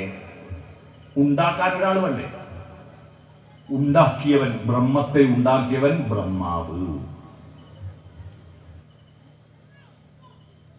യേശുക്രിസ്തുവിന് മുമ്പുള്ള കാലത്ത് ഉള്ള ഹീബ്രു ഭാഷയിൽ ഇതിനൊക്കെ കാരണക്കാരനായവൻ ആരാണ് എന്ന് ചോദിച്ചു. കാരണഭൂതൻ എന്നതിന് ഇസ്രായേൽ ഹീബ്രു ഭാഷയിൽ പറയാ യഹോവ എന്ന്. അവര് കാരണഭൂതൻ യഹോവ. ഈ കർത്തവ്യം, സൃഷ്ടികർത്തവ്യം നിർവഹിച്ചത് കൊണ്ടാണ് കർത്താവ് എന്ന് വിളിക്കുന്നത്. മനസ്സിലായോ? അപ്പൊ ഉണ്ടാക്കിയവനെന്ന ചിന്തയാണ് ദൈവം ഉണ്ടായത്. ചിന്തയിൽ നിന്നാണ് ദൈവത്തെ കണ്ടെത്തിയത്. ഉണ്ടാക്കിയാ പോരെ, നിലനിർത്തണ്ടേ? മക്കളെ ഉണ്ടാക്കിയിട്ട് പോയാ പോറ്റണ്ടേ? ഈ പ്രപഞ്ചത്തെ സൃഷ്ടിച്ചിട്ട് അതിനെ പരിപാലിക്കുന്ന നിയമസംഹിതയിൽ കൊണ്ടുപോകുന്നവനാര്? വിശ്വത്തെ മുഴുവൻ പരിപാലിക്കുന്നവൻ എന്ന അർത്ഥത്തിൽ വിഷ്ണു എന്ന് പേര്. മനസ്സിലായി? വിഷ്ണു വിശ്വം മുഴുവൻ പരിപാലിക്കുന്നത്. പിന്നെ ഉണ്ടായത് മുഴുവൻ ഇതുപോലെ നിന്നാൽ, പ്ലാസ്റ്റിക് പൂക്കളെ പോലെ ഒരിക്കലും മാറാതെ നിന്നാൽ ലോകത്തിന് എന്തെങ്കിലും രസം ഉണ്ടാവുമോ? ഈ ലോകത്തിന്റെ സർഗാത്മകത എന്ന് പറയുന്നത് പഴയത് പോവുകയും പുതിയത് വരികയും ചെയ്യുകയാണ്.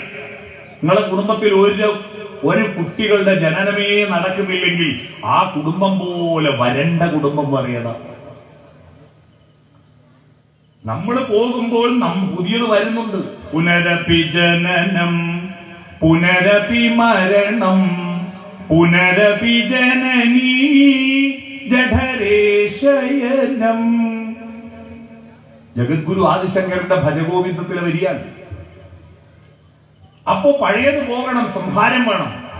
സംഹാരമാണ് കോമളവും മംഗളവുമായ കർമ്മം.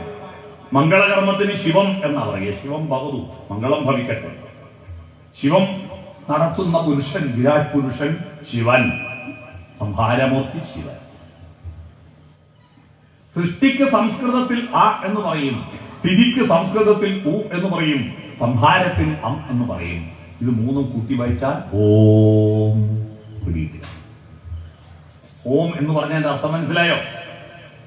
സൃഷ്ടിസ്ഥിതി സംഹാരങ്ങളുടെ നിയമങ്ങളാൽ ബന്ധിതമായ പ്രപഞ്ച വിധാതാവേ. ഈ കാലബോധം ഉണ്ടായപ്പോഴാണ് നമുക്ക് രാവും പകലും ഉണ്ടായത്. അതുവരെ ഇരുട്ടും വെളിച്ചമേയുള്ളൂ. ഇരുട്ടുള്ളതിനെ രാത്രിയാക്കി, പകലുള്ളതിനെ വെളിച്ചമാക്കി. രാവും പകലും ഉണ്ടായി. രാവും പകലും അഹർനിശങ്ങൾ കൂട്ടിച്ചേർത്തിട്ട് ഒരു ദിവസമുണ്ടായി. ആ ദിവസങ്ങൾ കൂട്ടിച്ചേർത്തിട്ട് വാരവും, വാരങ്ങളെ കൂട്ടിച്ചേർത്തിട്ട് മാസവും ഉണ്ടായി. 12 മാസങ്ങൾ ഉണ്ടായത്. ആകാശത്തെ നക്ഷത്രങ്ങളെ കൂട്ടിയിണക്കി ചിത്രം വരയ്ക്കുമ്പോ 12 ചിത്രങ്ങൾ കിട്ടുന്നു. അതാ 12 രാശി. 12 രാശികൾ ഉണ്ടായി. ഏതാ ചിത്രം? ഭൂമി സൂര്യനെ ചുറ്റുമ്പോ ഭൂമി പല സ്ഥലത്തല്ലേ ഉണ്ടാകുക. നമ്മൾ നോക്കുമ്പോ അവിടുന്ന് നോക്കുമ്പോഴുള്ള ചിത്രം. ഇപ്പൊ നിങ്ങളുടെ ഫോട്ടോ ഇവിടുന്ന് എടുക്കുമ്പോഴുള്ള ഫോട്ടോ ആയിരിക്കില്ലല്ലോ അവിടുന്ന് എടുക്കുമ്പോ കിട്ടുക. അതുപോലെ പല ഇടങ്ങളിൽ നിന്ന് ആകാശത്തെ നക്ഷത്രങ്ങളെ നോക്കി ഫോട്ടോ എടുക്കുമ്പോൾ, ചിത്രം വരയ്ക്കുമ്പോ നമ്മളെ ബാലരമ, പൂമ്പാറ്റ, ബാലമംഗളം, തത്തമ്മ തുടങ്ങിയ കുട്ടികളുടെ പ്രസിദ്ധീകരണങ്ങളിൽ കുറെ കുത്തുകൾ ഇട്ടിട്ട് നമ്പർ ക്രമത്തിൽ കുത്തുകൾ യോജിപ്പിച്ചാൽ കാണുന്ന ആളെ കണ്ടെത്തുക എന്ന് പറഞ്ഞിട്ട് ചിത്രം വരപ്പിക്കുന്ന ഒരു പരിപാടിയില്ലേ? അതുപോലെ ആകാശത്തെ നക്ഷത്രങ്ങളെ കൂട്ടിച്ചേർത്ത് ചിത്രം വരച്ചപ്പോ നർമ്മദാദേവിയുടെ വാഹനമായിരിക്കുന്ന മകരമത്സ്യത്തിന്റെ ചിത്രം കിട്ടി. മകരം എന്ന് പറഞ്ഞാൽ മുതല. നർമ്മദാദേവിയുടെ വാഹനം മുഖം മുതലയും ഉടല് മത്സ്യവുമാണ്. ആ മകരമത്സ്യത്തിന്റെ ചിത്രം കിട്ടുന്ന മാസമാണ് മകരമാസം. ഇത് മനസ്സിലായി? കുംഭം, പാത്രത്തിന്റെ ചിത്രം കിട്ടിയ കുംഭമാസം. സാധാരണ പരൽമീനിന്റെ ചിത്രം കിട്ടിയ മീനമാസം. ആടിന്റെ ചിത്രം കിട്ടിയ മേടമാസം. ആടിന്റെ ചിത്രം കിട്ടിയ മേടം എന്ന് പറഞ്ഞാൽ മേഷം, സംസ്കൃതത്തിൽ ആടാൻ. അതാ മേഷമാസം പറഞ്ഞു മേടമാസം. പോത്തിന്റെ ചിത്രം കിട്ടിയാൽ ഇടവമാസം. ഇടവം എന്ന് പറഞ്ഞാൽ പോത്തുന്ന. മിഥുനം എന്ന് പറഞ്ഞാൽ ഭാര്യയും ഭർത്താവും പരസ്പരം അഭിമുഖമായിരുന്ന് ഒരു വെറ്റില 100 തേച്ചു നീ തന്നാലും ഇത്തിരുവാതിരരാവ് താമ്പൂലപ്രിയയല്ലോ എന്ന മട്ടിൽ സ്നേഹത്തോടെ ഇരിക്കുന്ന മിഥുനങ്ങളുടെ ചിത്രം കിട്ടിയാൽ മിഥുനമാസം. ഞണ്ടിന്റെ ചിത്രം കിട്ടിയ കർക്കിടക മാസം. ത്രാസിന്റെ സിംഹത്തിന്റെ ചിത്രം കിട്ടിയ സിംഹമാസം. സിംഹം എന്നൊന്നും പണ്ട് മലയാളിക്ക് പറയാനാവില്ല, അതുകൊണ്ട് ചിങ്ങം എന്ന് പറഞ്ഞു, ചിങ്ങമാസം. കന്യക, വിവാഹം ചെയ്യാത്തൊരു പെണ്ണ്, പ്രിയമുള്ളൊരാളാരോ വരുവാനുണ്ടെന്നു ഞാൻ വെറുതെ മോഹിക്കാറുണ്ടല്ലോ എന്ന മട്ടിൽ താടിക്ക് കയ്യിൽ കൊടുത്തിരിക്കുന്ന കന്യകയുടെ ചിത്രം കിട്ടിയാൽ കന്നിമാസം. ത്രാസിന്റെ ചിത്രം കിട്ടിയ തുലാമാസം. തുലാസല്ലേ ത്രാസ്. തേളിന്റെ ചിത്രം കിട്ടിയ വൃശ്ചിക മാസം. അമ്പും വില്ലും ഏന്തി നിൽക്കുന്ന ഒരു ഭടന്റെ ചിത്രം കിട്ടിയ വില്ലിന് ധനുസ് എന്ന് പറയും, ധനുമാസം. പിന്നെ മകരം. 12 മാസങ്ങൾ അങ്ങനെയുണ്ടായി. മനസ്സിലായി? പാശ്ചാത്യ നാട്ടിൽ ഒരു വർഷത്തിൽ തുടങ്ങുന്നത് ജാനുവസ് ദേവതയിലാണ്. ജാനുവസ് ദേവതയ്ക്ക് മുമ്പോട്ടും പിറകോട്ടും ഓരോ തലയുണ്ട്. കഴിഞ്ഞ വർഷത്തെ അവലോകനം ചെയ്യാനും വരും വർഷത്തെ പ്രതീക്ഷ അർപ്പിക്കാനുള്ള ഭൂതവും ഭാവിയുമാണ് ആ 2 തലകൾ. അതുകൊണ്ടാണ് പ്രവേശന കവാട ദേവതയായിരിക്കുന്ന ജാനുവസ് ദേവതയുടെ പേരിൽ ജാനുവരി മാസം ഉണ്ടായിരുന്നു. ആത്മശുദ്ധീകരണത്തിന്റെ ദേവതയായ ഫെബ്രുവരിയുടെ പേരിൽ, ഫെബ്രുവാ ദേവതയുടെ പേരിലാണ് ഫെബ്രുവരി മാസം ഉണ്ടായത്. യുദ്ധദേവതയായ മാർച്ചിന്റെ പേരിലാണ് മാർച്ച് മാസം ഉണ്ടായത്. വസന്തദേവതയായ ഏപ്രിലൈറ്റിന്റെ പേരിലാണ് ഏപ്രിൽ മാസം ഉണ്ടായത്. മേയസ് എന്ന് പറയുന്നത് വിവാഹദേവതയാണ്, അതിന്റെ പേരിലാണ് മെയ് മാസം ഉണ്ടായത്. ജൂണസ് എന്ന ദേവതയുടെ പേരിലാണ് ജൂൺ മാസം ഉണ്ടായത്. 6 മാസമായി അല്ലേ? പിന്നെ 7ാമത്തെ മാസത്തിന് 7ാം മാസം എന്ന് തന്നെ പേര്. 7ന് സപ്തമെന്നല്ലേ പറയാം? സപ്തംബർ 7ാം മാസം. 2 മാസം വിട്ടുപോയിട്ടുണ്ടേ, അധികം പിന്നെ പറയാം. 7ാം മാസം സപ്തംബർ. സപ്തസ്വരേനല്ലേ? 8ാം മാസം അഷ്ടം 8, അഷ്ടോബർ 8ാം മാസം. ഒക്ടോബറായി. നവം 9, നവരസം 9 അല്ലേ? നവംബർ 9ാം മാസം. ഡിസംബർ, ഡിസംബർ 10ാം മാസം. പക്ഷെ 12 രാശി വേണം എന്ന് കണ്ടെത്തിയിട്ട് മാസത്തിന്റെ കലണ്ടർ പുതുക്കാൻ തീരുമാനിച്ചു. ക്രിസ്തു ജനിക്കുന്നതിന് 47 വർഷം മുമ്പാണ് കലണ്ടർ ഉണ്ടാക്കിയത്, ഈ പുതിയ കലണ്ടർ ഉണ്ടാക്കിയത്. അതുവരെ സുമേറിയൻ കലണ്ടർ. ഗ്രിഗോറിയൻ കലണ്ടർ ഉണ്ടാക്കിയത് ക്രിസ്തു ജനിക്കുന്നതിന് 47 വർഷം മുമ്പാണ്. ആ കലണ്ടർ ഉണ്ടാക്കുമ്പോ 2 മാസം കൂട്ടിച്ചേർക്കാൻ തീരുമാനിച്ചു. ആ 2 മാസത്തിന് എന്ത് പേര് വരും? ജൂലിയസ് സീസർ പറഞ്ഞു, എന്റെ പേരിട്ടോ ഒരു മാസത്തിൽ, അതാ ജൂലൈ മാസം, ജൂലിയസ് സീസറിന്റെ പേര്. അടുത്ത മാസം അദ്ദേഹത്തിന്റെ മരുമകൻ, അടുത്ത രാജാവ് അഗസ്റ്റസ് സീസറിന്റെ പേരിൽ വന്നോട്ടെ, അതാണ് ആഗസ്റ്റ് മാസം.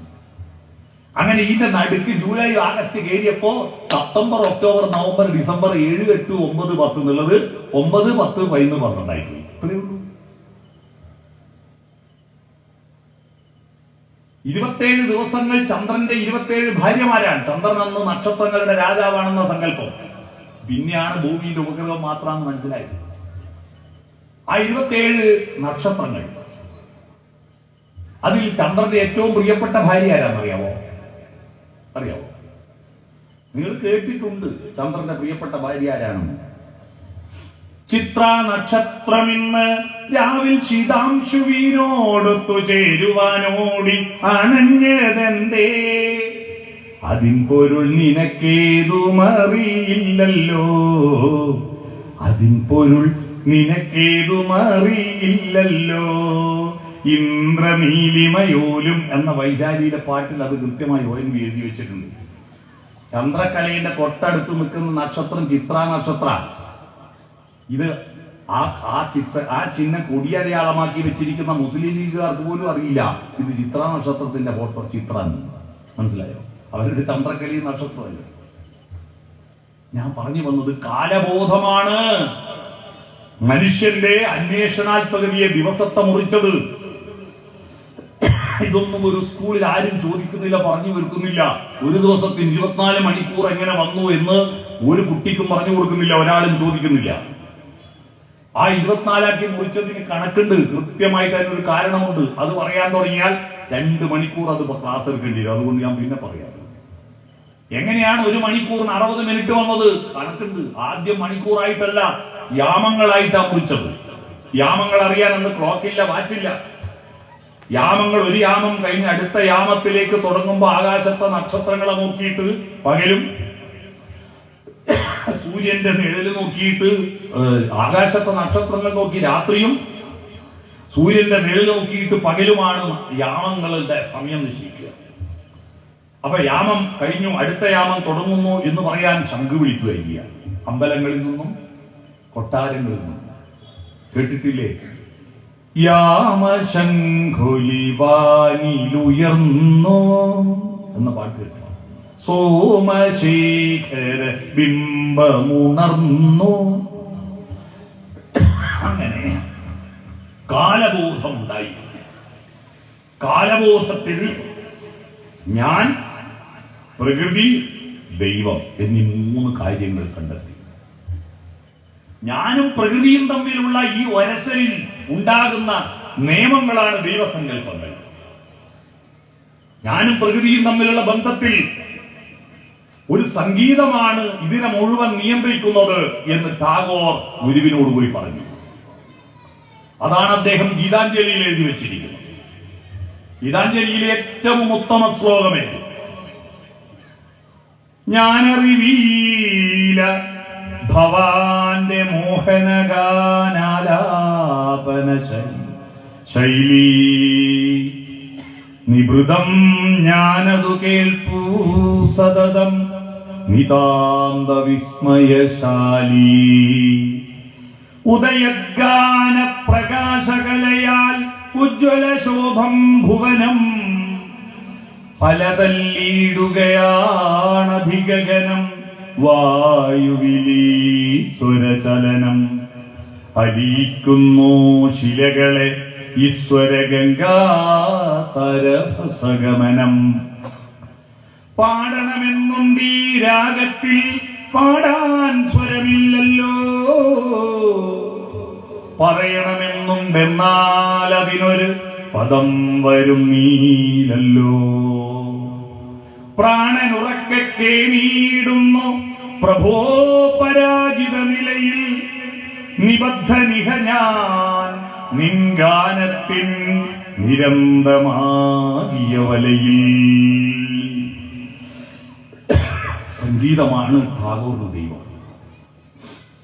ഗാന്ധിക്ക് ദൈവം രഘുപതി രാഘവ രാജാറാം പതിത പാവന സീതാറാം സീതാറാം സീതാറാം ഭജ് പ്യാരെ കോ സീതാറാം. പ്യാർ, സ്നേഹമാണ് ഗാന്ധിക്ക് ദൈവം. അല്ലാതെ ജയ് ശ്രീറാം എന്ന അട്ടഹസിക്കല്ല. കലിപ്പൻ ദൈവത്തിന്റെ ചിത്രം വെക്കലുമല്ല ദൈവം, സ്നേഹമാണ്. ഭജ് പ്യാരെ കോ സീതാറാം എന്നാണ് അദ്ദേഹം പറയുന്നത്. ഗുരുവിന്റെ ദൈവം ഭവാബ്ദിക്കൊരാവിവൻ തോണിയാണ്. ദൈവമേ കാത്തുകൊള്ളുകങ്ങ് കൈവിടാതെ ഈ ഞങ്ങളെ നാവികൻ നീ ഭവാബ്ധിക്കൊരാവിവൻ തോണി നിൻ പദം. എന്താണ് ആവിവൻ തോണി? ഞാൻ വിശ്വ ക്ലാസിക് കൃതികൾ വായിച്ചതിൽ ഇന്നോളം കേട്ട കൃതികളിൽ ഏറ്റവും സുന്ദരമായി ദൈവത്തെ അവതരിപ്പിച്ച ഒരു വാക്ക്, ഗുരുവിന്റെ വാക്കിനേക്കാൾ വലിയൊരു വാക്ക് ഞാൻ ഇതുവരെ കേട്ടിട്ടില്ല. എന്താണ് ഈ ആവിവൻ തോണി നിൻ പദം? പായക്കപ്പലില്ലേ, പായക്കപ്പൽ, കാറ്റിന്റെ ഗതിക്കനുസരിച്ച് സഞ്ചരിച്ചു പോകുന്ന പായക്കപ്പൽ. ആ പായക്കപ്പലിന്റെ പ്രത്യേകത കാറ്റടിക്കുന്നതിനനുസരിച്ച് എവിടെയെങ്കിലും എത്തിക്കലല്ല. കപ്പലിൽ യാത്ര ചെയ്യുന്ന നമുക്ക് ചില പങ്കാളിത്തമുണ്ട്. എന്ത്? കാറ്റിനനുസരിച്ച് കപ്പലിന് എങ്ങോട്ടെങ്കിലും കൊണ്ടോക്കല്ല, പായ മാറ്റി മാറ്റി കെട്ടിയിട്ട് കാറ്റിന്റെ ഗതിയെ നിയന്ത്രിച്ചിട്ട് നമ്മുടെ നിശ്ചയസ്ഥാനത്തേക്ക് എത്തിക്കുവാനുള്ള കരുത്ത് എന്ന് പറഞ്ഞാൽ ശ്രീനാരായണ ഗുരുവിന്റെ ദൈവത്തിൽ നമുക്കും പങ്കാളിത്തമുണ്ട്. നമ്മൾ പായ മാറ്റി കെട്ടിക്കൊണ്ടിരിക്കണം, നമ്മുടെ ലക്ഷ്യത്തിലെത്താൻ പായ മാറ്റിക്കൊണ്ടിരിക്കണം. നീ വെറും നാവികൻ മാത്രമാണ്, പായ മാറ്റിക്കെട്ടുന്നവൻ ഞാനാണ്. നിന്റെ നിർദ്ദേശത്തിനനുസരിച്ച് പായ മാറ്റിക്കെട്ടാൻ എനിക്കും പങ്കാളിത്തം. അതാണ് ഗുരുവിന്റെ ദൈവം. ഈ ദൈവസങ്കല്പങ്ങളെല്ലാം കാലബോധത്തിൽ നിന്ന്, പ്രളയപയോധിയിൽ ഉറങ്ങിയുണർന്നൊരു പ്രഭാമയൂഖമേ കാലമേ, പ്രകൃതിയും ഈശ്വരനും ഞാനും നിന്റെ പ്രതിരൂപങ്ങളല്ലേ എന്ന കവിത പാട്ട് നിങ്ങൾ കേട്ടതാ? അതിന്റെ അർത്ഥം ഇപ്പൊ മനസ്സിലായോ? പ്രകൃതിയും ഈശ്വരനും ദൈവവും കാലത്തിന്റെ പ്രതിരൂപങ്ങളാണ്. ആ കാലം ബോധമാണ്. ഓം പ്രീതിയോ സത്. ഹേ മനുഷ്യൻ, നമ്മൾ ഈ ഭൂമിയിൽ വന്നത് എന്തിനാ? നമ്മൾ കുറെ ആളുകളുടെ ധാരണ നല്ലോണം പഠിച്ച് മാർക്ക് A+ വാങ്ങുക, എന്നിട്ട് എൻട്രൻസ് കോച്ചിങ്ങിൽ ചെയ്യുക, എന്നിട്ട് നല്ല പ്രൊഫഷണൽ കോഴ്സിന് അഡ്മിഷൻ കിട്ടിയിട്ട് പഠിച്ചിട്ട് പ്ലേസ്മെന്റ് കിട്ടിയിട്ട് ജോലി കിട്ടുക, എന്നിട്ടോ നല്ല ശമ്പളം വാങ്ങുക, എന്നിട്ടോ ശമ്പളം വാങ്ങിയിട്ട് കൊട്ടാരം പോലത്തെ വീടെടുക്കുക. വീടെടുത്തിട്ടോ ഒരു മനുഷ്യന് കയറാൻ പറ്റാത്ത വിധത്തിൽ ആനക്ക് പോലും കയറാൻ പറ്റാത്ത മതിൽ കെട്ടുക. ആർളപ്പാമ്പ് കിട്ടി ആന മതിലിനേക്കാൾ വലിയ മതിലാ ചെറിയാൾ കിട്ടുന്നത്. എന്നിട്ട് അതിനൊരു റിമോട്ട് കൺട്രോളിന്റെ ഗേറ്റ് പിടിപ്പിക്കുക. എന്നിട്ട് കുറെ ചെടി വാങ്ങി പിടിപ്പിക്കും. ആര് കാണാൻ അവിടുത്തെ പൂക്കൾ? മതിൽ കെട്ടിയിട്ട് മറച്ചത് കൊണ്ട് നാട്ടുകാരെ കാണാൻ വിടൂല. ഈ വീട്ടുകാർ കാണോ? വാതിൽ തുറന്നിട്ട് പുറത്തിറങ്ങൂല. എല്ലാ വീടും വാതിലടച്ചകത്തിരിക്കുക. എന്നിട്ട് മനുഷ്യരിൽ വിശ്വാസമില്ലാത്തതുകൊണ്ട് ഒരു പട്ടിയെ വാങ്ങി പോറ്റണം. എന്നിട്ട് രാത്രി 9:30 മണിക്ക് ഗേറ്റ് തുറക്കണം. അതിന് ഈ നായിനെ തുറന്നുണ്ടാക്കാൻ മാത്രം ഗേറ്റ് തുറക്കണം. അങ്ങനത്തെ കുറെ കഴുതകൾ ഉണ്ടാവാനാണോ ഈ പഠിക്കുന്ന? മനുഷ്യജീവിതം അതിനാണോ? വീട്ടിൽ ഇങ്ങനെ ഇരിക്കാൻ 50 ലക്ഷം രൂപ മകന്റെ പേരിൽ ഡിപ്പോസിറ്റ് ചെയ്തിരിക്കുന്ന ദമ്പതിമാർ, മക്കൾ അമേരിക്കയിൽ ജോലിക്ക് പോയി. 50 ലക്ഷം ഒക്കെ ഇവരുടെ ജീവിതത്തിൽ നല്ല ഭക്ഷണം പോലും കഴിക്കാതെ അധ്വാനിച്ചിട്ടുണ്ടാക്കിയ സമ്പത്ത് മുഴുവൻ മക്കളുടെ പേരിൽ ഡിപ്പോസിറ്റ് ചെയ്തു. 50 ലക്ഷം ഡിപ്പോസിറ്റ് ചെയ്ത ആ മക്കൾ എന്നിട്ട് കാനഡയിൽ ജോലി കിട്ടി. ആ ജോലി കിട്ടിയിട്ട് 50 ദിവസമായിട്ട് ഈ അച്ഛനും അമ്മയും വെള്ളം കുടിച്ചോന്ന് പോലും വിളിച്ചു ചോദിച്ചിട്ടില്ല. നാട്ടുകാർ ഇവരെ ഒന്നും കേൾക്കായിട്ട് ചെന്ന് നോക്കുമ്പോ 50 ദിവസം കഴിഞ്ഞിട്ട് രണ്ടും എന്ന് പറഞ്ഞാൽ രണ്ടും എന്തോ ക്ഷീണം വന്നിട്ട് വെള്ളം എടുത്തു കൊടുക്കാൻ ഒരാളില്ലായിട്ട് മരിച്ചിരിക്കുന്നു. ഈ 50 ദിവസത്തിനിടയിൽ ഒരു ഫോൺ കോള് പോലും ഈ അച്ഛനെ അമ്മേനെയും വിളിക്കാനിട്ട് അയൽവാസിനെ വിളിച്ചിട്ട്, അല്ല കേട്ടാ അച്ഛനെ വിളിച്ചിട്ട് അറിയുന്നില്ല, നിങ്ങളൊന്ന് ചെന്നോക്കുമെന്ന് പറയാൻ പറ്റാതെ ഈ 50 ലക്ഷം കൊണ്ട് പോയിരിക്കുന്ന ഈ മൂടനെ റേഷൻ കാർഡിൽ പേര് വെട്ടണ്ടേ? കാരണം റേഷൻ കാർഡിൽ പട്ടിയുടെ പേരില്ല, മനുഷ്യന്റെ പേരേ ഉള്ളൂ. അവനെ മനുഷ്യനെന്ന് വിളിക്കാൻ പറ്റുമോ? മനുഷ്യനെന്തിനാ? തിന്ന് കിടന്നുറങ്ങുക, കക്കൂസ് പോവുക, മക്കളെ ഉണ്ടാക്കുക. ഈ പണിയെടുക്കാൻ മാത്രം മനുഷ്യൻ വേണം? വേണ്ട. മനുഷ്യാണാം മനുഷ്യത്വം. സത്യം അന്വേഷിക്കാനാണ്. അസത്യം നിന്ന് സത്യത്തിലേക്ക് പോകണം. അസതോമാ സത്യമയ. എന്താ അസത്? മാറ്റത്തിന് വിധേയമാകുന്നതും നശിക്കുന്നതുമെല്ലാം അസത്താണ്. മാറാതെ നിൽക്കുന്നത് സത്താണ്. നിങ്ങളിവിടെ അമ്പലത്തിൽ വരാൻ വേണ്ടി എല്ലാവരും കുളിച്ച് മുടി ചീകിയിട്ട് പൗഡർ ഇട്ട് പൊട്ടു തൊടാൻ കണ്ണാടിയുടെ മുമ്പിൽ പോയി നിന്നില്ല ഇപ്പൊ നേരം. ആ 1.5 തേങ്ങയുടെ വലുപ്പത്തിലുള്ള ഈ തലയുണ്ടല്ലോ, അത് 100 കൊല്ലം കഴിഞ്ഞ് എവിടെ ഉണ്ടാവും? ഏത് ശ്മശാനത്തിലുണ്ടാവും? ഏത് വെണ്ണീറിന്റെ കൂടയിലുണ്ടാവും? ആലോചിച്ചു. ആ തല ഏത് കോലത്തിലുണ്ടാവും? ഇത് സത്തായിട്ട് നിൽക്കുക. തിലകം ചാർത്തി ചിരിയുമഴകായി പല നാൾ പോറ്റിയ പുണ്യശിരസേ ഉലകം വെല്ലാനുഴറിയ നീയോ വില പിടിയാതൊരു തലയോടായി മാറൂലേ. ഈ സത്യം തിരിച്ചറിയുവാൻ ആത്മവിദ്യാലയമേ, ആത്മവിദ്യ അഭ്യസിക്കണം ഭക്തനും. എന്താ ആത്മവിദ്യ? ഈ പ്രപഞ്ചത്തിലെല്ലാം നിറഞ്ഞു നിൽക്കുന്ന പരമാത്മാവ്, എന്റെ ശരീരത്തിലുള്ള അകത്തുള്ളത് ജീവാത്മാവ്. ഈ ജീവാത്മാവും പരമാത്മാവും തമ്മിലുള്ള ബന്ധത്തെയാണ് ഭക്തി എന്ന് പറയുന്നത്. കുളത്തില് വെള്ളം, മൺപാത്രം കൊണ്ട് വെള്ളം മുക്കലില്ലേ പണ്ട്? ഇപ്പല്ലേ പ്ലാസ്റ്റിക്കും മൺകൽ ഇതൊക്കെ വന്ന്. പണ്ട് മൺകലായിരുന്നു. ഈ മൺകലത്തിൽ വെള്ളം മുക്കുമ്പോൾ മൺകലം നമ്മുടെ ശരീരം, കുളം പ്രപഞ്ചം. ആ പ്രപഞ്ചത്തിൽ നിറഞ്ഞു നിൽക്കുന്ന വെള്ളം, കുളത്തിലെ വെള്ളം പരമാത്മാവ്. മൺകലത്തിൽ വെള്ളം നിറയുന്നത് പരമാത്മാവിൽ നിന്ന് ജീവാത്മാവിലേക്ക് വെള്ളം നിറഞ്ഞു. പാത്രത്തിനകത്തുള്ള വെള്ളം ജീവാത്മാവ്, കുളത്തിലെ വെള്ളം പരമാത്മാവ്. ഒരു തവണ പാത്രം കൊണ്ട് മുക്കുമ്പോ കല്ലിന് തട്ടിയിട്ട് പാത്രം പൊളിഞ്ഞു പോയി. ഇത് സംഭവിക്കും. പാത്രത്തിലുള്ള വെള്ളം കുളത്തിലെ വെള്ളത്തിൽ തിരിച്ചു ചേരുന്നില്ലേ? പാത്രം നമ്മുടെ ശരീരം ജീവനങ്ങ് പോയി, പൊളിഞ്ഞുപോയി. ജീവാത്മാവ് പരമാത്മാവിലേക്ക്. ഇത്രയേ ഉള്ളൂ. സംഭവം മനസ്സിലായോ? ഇതാ ജീവാത്മാ പരമാത്മാ ബന്ധം. ഈ ബന്ധം അറിയണം. ആ ആത്മവിദ്യ അഭ്യസിക്കണമെങ്കിൽ ആ സ്കൂൾ പോകണം. ആത്മവിദ്യാലയത്തിൽ പോകുന്ന സ്കൂളിൽ എങ്ങനെ പോകും? ഓട്ടോറിക്ഷ ഉണ്ടോ? സ്കൂൾ ബസ് ഉണ്ടോ? ആ സ്കൂളിൽ പോകാൻ മാനസ സഞ്ചരരേ ബ്രഹ്മണി മാനസ സഞ്ചരരേ. മനസ്സുകൊണ്ട് യാത്ര ചെയ്യണം. പക്ഷെ മൃഗാദികൾക്ക് മനസ്സുകൊണ്ട് യാത്ര ചെയ്യാൻ പറ്റില്ല. പറ്റുമോ? പറ്റില്ല. നിങ്ങൾ ആരെങ്കിലും ഗുരുവായൂർ പോയിട്ടുണ്ടോ? ഗുരുവായൂർ പോകാൻ വേണ്ടിയിട്ട് നിങ്ങൾ ഇവിടുന്ന് കേളകത്ത് പോയി ബസ് കയറിയ മഞ്ഞാമ്പറമ്പ് അടുത്തോട്ട് തെറ്റിയാൽ നേരെ കൊളക്കാട് വഴി, കൊളക്കാട് നിന്ന് നേരെ പെരുന്തോടിന്ന് വലത്തോട്ട് തെറ്റിയാൽ പാരപ്പീടിയെന്ന് നേരെ താഴോട്ട് കഴിഞ്ഞാൽ നെടുമ്പുയിൽ നിന്ന് വലത്തോട്ട് പോയാൽ കൊമ്മേരിയും കഴിഞ്ഞ് കോളയാടും കഴിഞ്ഞ് പുന്നപ്പാലവും കഴിഞ്ഞ് കോളയാടും കഴിഞ്ഞ് എടയാറ്, കണ്ണവും, ചിറ്റാരിപ്പറമ്പും, മാനന്തേരിയും, കൈതേരിയും, പുക്കലങ്ങാടിയും, കൂത്തുപറമ്പും, പൂക്കോടും, 6-ാം മൈലും, കോട്ടയം പോയിലും, കതിരൂരും, എരഞ്ഞോളിയും കഴിഞ്ഞ് തലശ്ശേരി റെയിൽവേ സ്റ്റേഷനിലെത്തി ട്രെയിനിൽ കയറിയാൽ തലശ്ശേരിയിൽ നിന്ന് മാഹിയിലെത്തി, മാഹിയിൽ നിന്ന് വടകര, വടകര നിന്ന് കൊയിലാണ്ടി, കോഴിക്കോട്, കല്ലായി, ഫറോക്ക്, പരപ്പനങ്ങാടി, താനൂര്, തിരൂര്, തിരുനാവ, കുറ്റിപ്പുറത്തിറങ്ങിയാൽ അവിടുന്ന് ബസ് കയറിയിട്ട് നേരെ എടപ്പാട് വഴി, കുന്നംകുളം വഴി, നേരെ പുന്നയൂർക്കുളം വഴി നേരിട്ട് ഗുരുവായൂര് ബസ് സ്റ്റാൻഡിൽ ഇറങ്ങിയിട്ട് അവിടുന്ന് കിഴക്കേ നടയിൽ പോയിട്ട് അവിടുന്ന് മഞ്ജുളാലും കണ്ടിട്ട് ഭഗവാനെ തൊഴുന്നു.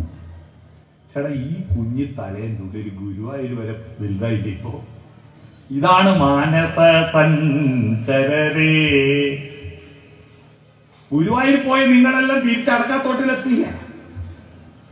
ഇത്ര വേഗത്തിൽ വിമാനത്തിന് പോരാവോ? ഇതാണ് മനുഷ്യരുടെ കഴിവ്. ഞാൻ ഇവിടെ ആയതുകൊണ്ടാണ് ഗുരുവായൂർ പറഞ്ഞ. ഞാൻ ഇക്കൊല്ലം ഒരു 10-100 അമ്പലങ്ങളിൽ തെക്കോട്ട് പോയി പ്രസംഗിച്ചിരുന്നു. അവിടുന്ന് എല്ലാം പറയല് കൊട്ടിയൂര. അവിടെയുള്ള ആളുകളെ മുഴുവൻ കൊട്ടിയൂരെത്തിക്കും ഞാൻ. മനസ്സിലായോ? മാനസ സഞ്ചരണം മനസ്സിലായില്ലേ? അപ്പൊ അസത്തിൽ നിന്ന് സത്തിലേക്ക് നയിച്ചു കഴിഞ്ഞാൽ അടുത്ത പണി എന്താ? ഭർഗോ ദേവസ്യ ധീമഹി ധിയോ യോ ന പ്രചോദയാത്. ഈ ചരാചരങ്ങൾക്ക് മുഴുവൻ ഭർഗസ് ഊർജം കൊടുക്കുന്ന സൂര്യ. എന്റെ ശരീരത്തിന് ഊർജം തരുന്നത് സൂര്യപ്രകാശമല്ലേ? കഴിഞ്ഞ കൊല്ലം ആന്ധ്രയിൽ ഉദിച്ച സൂര്യന്റെ പ്രകാശോർജം അവിടുത്തെ കർഷകരും തൊഴിലാളികളും നട്ട നെൽച്ചെടിയുടെ നെല്ലോലകളിൽ ഏറ്റുവാങ്ങി പ്രകാശ സംശ്ലേഷണം നടത്തി ഫോട്ടോസിന്തസിസ് നടത്തി കാർബോഹൈഡ്രേറ്റ് ഉണ്ടാക്കി അന്നജം ഉണ്ടാക്കി നെല്ലിന്റെ കതിരിനുള്ളിൽ പാല് രൂപത്തിൽ കൊണ്ടുപോയി നിക്ഷേപിച്ച് ആ നെല്ലോലകൾ കാറ്റേറ്റ് വെയിലേറ്റ് വിളഞ്ഞപ്പോൾ അവിടുത്തെ കതിരുകൾ വിളഞ്ഞപ്പോൾ അവിടുത്തെ കർഷകരത് കൊയ്തെടുത്ത് മെതിച്ച് നെല്ലാക്കി മില്ലിൽ കൊണ്ടുപോയി കുത്തി അരിയാക്കി ചാക്കിൽ കെട്ടി ഗുഡ്സ് ട്രെയിനിൽ കയറ്റി ഹൈദരാബാദ് സെക്കന്ദരാബാദ് വിജയവാഡ സേലം ഈറോഡ് കോയമ്പത്തൂർ പാലക്കാട് ഒറ്റപ്പാലം ഷൊർണൂര് പട്ടാമ്പി കുറ്റിപ്പുറം തിരൂര് താനൂര് പരപ്പനങ്ങാടി ഫറോക്ക് കോഴിക്കോട് കൊയിലാണ്ടി വടകര മാഹിപ്പാലം തലശ്ശേരി മുളപ്പിലങ്ങാട് എഫ് സി ഗോഡൌണിൽ കൊണ്ടുവന്ന് ചിറ്റാരിപ്പറമ്പിലെ SNDP-ന്റെ സെക്രട്ടറി കാഞ്ഞാമ്പാസ്വാറിന്റെ റേഷൻ പീടിയെ കൊണ്ടുവന്ന അരി എന്റെ വീട്ടിൽ വാങ്ങിക്കൊണ്ടുവന്നിട്ട് പൊടിച്ചിട്ട് ചുട്ട 3 കഷ്ണം വിട്ട് ഞാൻ രാവിലെ തിന്നതിന്റെ ഊർജ്ജമല്ലേ എന്റെ തൊണ്ടയെന്ന് കേൾക്കുന്ന വെച്ച ഭർഗോദേവസ്ഥിതിമഹി. മനസ്സിലായോ? അത് എന്റെയും മൃഗങ്ങളുടെ എല്ലാം ഊർജം സൂര്യനിൽ നിന്നാണ്. പക്ഷേ മൃഗങ്ങൾക്കും പക്ഷികൾക്കും ഇല്ലാത്തൊരു ഊർജമുണ്ട് നമുക്ക്. എന്താ അത്? ധിയോയോന പ്രചോദയ. ധീ എന്ന് പറഞ്ഞ ബുദ്ധി. ബുദ്ധിയുടെ പ്രചോദന വെളിച്ചമായി മാറൂ. പുറത്ത് വെളിച്ചം പോരാ, അകത്ത വെളിച്ചമായി മാറൂ സൂര്യ. പുറത്ത് വെളിച്ചം തരുന്ന ആളെ കൃഷ്ണൻകുട്ടി എന്ന് പറയും, അകത്ത് വെളിച്ചം തരുന്ന ആളെ ശിവൻകുട്ടി എന്ന് പറയും. മനസ്സിലായോ? പുറത്ത് വെളിച്ചം തരുന്ന ആൾ ഇലക്ട്രിസിറ്റി മന്ത്രിയുടെ പേര് കൃഷ്ണൻകുട്ടി എന്നല്ലേ? അകത്ത് വെളിച്ചം തരുന്ന വിദ്യാഭ്യാസ മന്ത്രിയുടെ പേര് ശിവൻകുട്ടി എന്നല്ലേ? പിടികിട്ടിയ അതാ ഈ അകത്ത വെളിച്ചമാണ് ഭക്തി. പിടികിട്ടിയോ?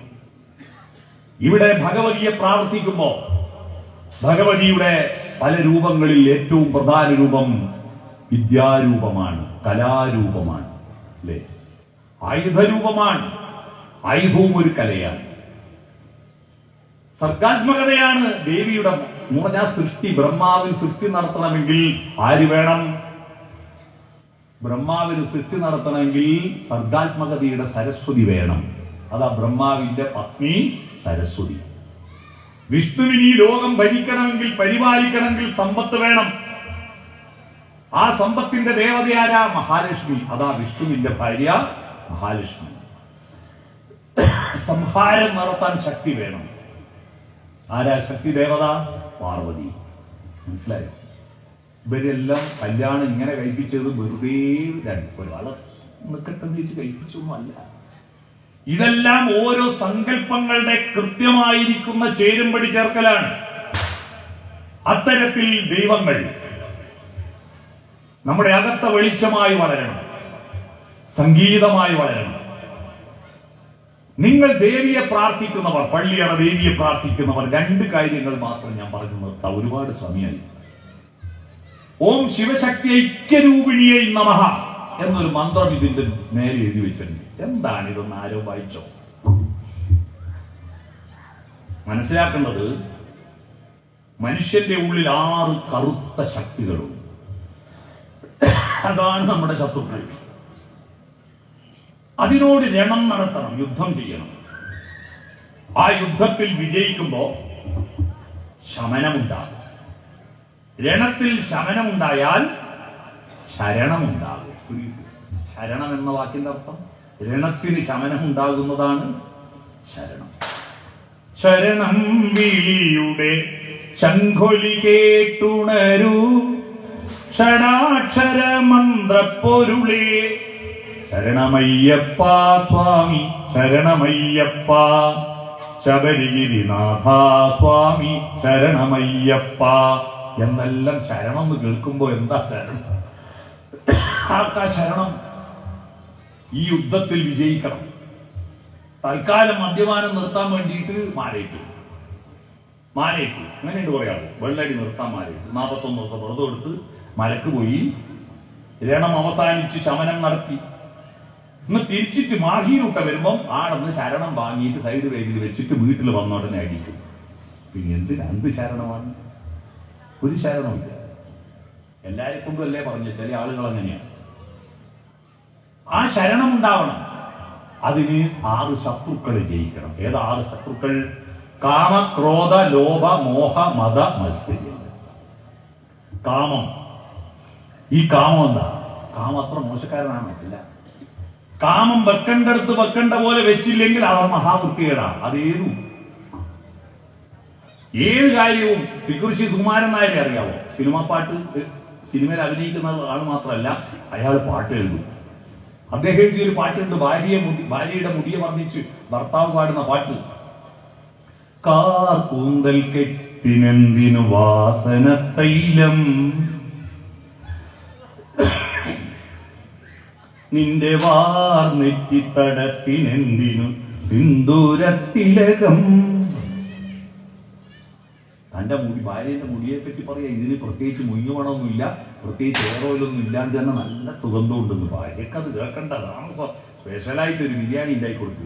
ആ ബിരിയാണി ഭർത്താവ് ടേസ്റ്റോടെ ഭാര്യ തിന്നുമ്പോ നേരത്തെ വർണ്ണിച്ചൊരു സാധനത അതിൽ വലിയുന്നു. അത് സുന്ദരമാവോ? അതെടുത്തിട്ട് കാർ കൂന്തൽ കെട്ടിനെന്തെന്ന് പറയോ? തലം മാറുമ്പം വൃത്തികേടായി. വായിലുള്ള ഉമിനീര് ഭക്ഷണത്തിന്റെ കൂട്ടത്തിൽ ചവച്ചരച്ച് വയറ്റിലേക്ക് വിഴുങ്ങുന്ന വിശുദ്ധജലമാണ്.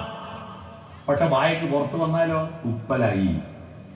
നിങ്ങളെ വീട്ടിലെ ഒരു മാലിന്യമില്ല, വെക്കേണ്ടടുത്ത് വെക്കേണ്ട പോലെ വെച്ചാൽ, ഇല്ലെങ്കിൽ മാലിന്യവും. സ്ഥാനം മാറുമ്പോ കാലം മാറുമ്പോ മാലിന്യാവുക. കാമമുള്ളത് കൊണ്ടാണ് നമുക്ക് മക്കളുണ്ടായത്, നമ്മളുണ്ടായത്.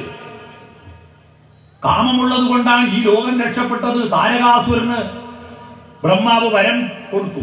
എന്താ വരം? ശിവന്റെ മകന് മാത്രമേ എന്നെ കൊല്ലാൻ പറ്റൂ. ശിവനാണെങ്കിലോ ദക്ഷന്റെ മകൾ സതി അങ്ങ് പോയപ്പോ അതിന്റെ കോപത്തിൽ ലോകത്തോട് മുഴുവൻ വെറുപ്പ് ബാധിച്ച് വൈരാഗിയായിട്ട് കണ്ണും പൂട്ടി മഹാതപസ്സനുഷ്ഠിക്കുകയാണ്. ഒരു വിധത്തിൽ കണ്ണു നോക്കുക. പാർവതി ഹിമവാന്റെ പുത്രി എല്ലാ ശിവന്റെ ജന്മനാളിലും ധനുമാസത്തിലെ തിരുവാതിര ദിവസം ദശപുഷ്പങ്ങൾ ചോടി സഖിമാരോടൊത്ത് നൃത്തം കളിച്ചിട്ട് അമ്പിളിക്കല ചൂടും തിരുജടയിലേ ഈ തുമ്പമലരിനും ഇടമില്ലേ എന്ന് പറഞ്ഞ് നൃത്തം ചെയ്തിട്ടും ശിവൻ മൈലിയുന്നില്ല. അവസാനാണ് കാമദേവന്റെ സഹായം അഭ്യർത്ഥിച്ച ദേവന്മാര് നീ പോയിട്ടൊരു അമ്പായിച്ചോക്ക് ശിവന് കൊടുത്തോക്കുന്നു. കാമദേവൻ മല്ലികാബാണൻ തന്റെ വില്ലെടുത്ത് മന്ദാരമല കൊണ്ട് ശരം തൊടുത്തു. അമ്പ് കൊണ്ടവുടൻ ശിവൻ കണ്ണു തുറന്നു. വില്ലും കൊലച്ചു നിൽക്കുന്ന കാമനെ കണ്ടു. ലേസർ രശ്മി പുറത്തേക്ക് വന്നു. മൂന്നാമത്തെ കണ്ണ് തുറന്നു.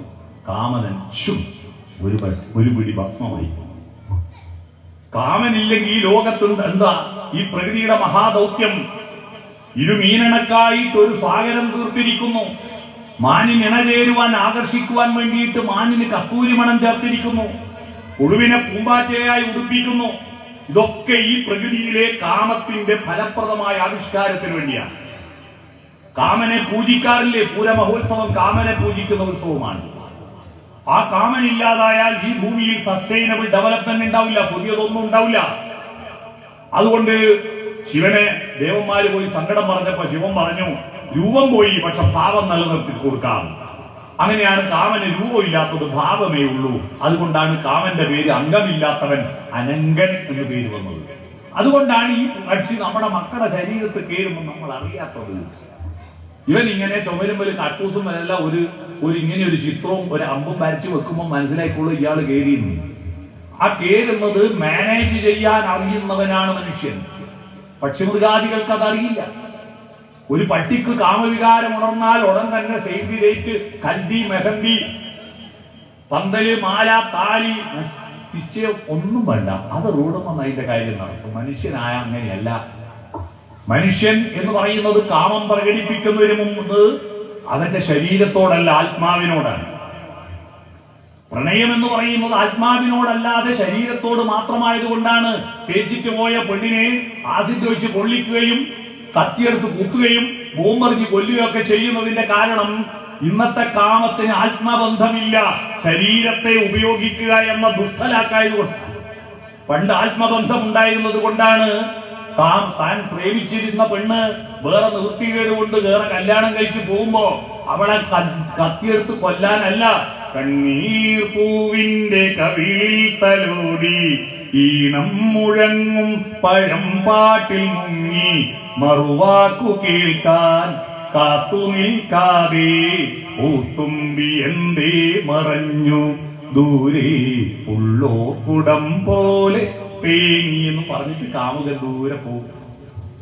ദൂരെ നിന്നിട്ട് മംഗളം നേരുന്നു ഞാൻ മനസ്വിനി, മംഗളം നേരുന്നു ഞാൻ.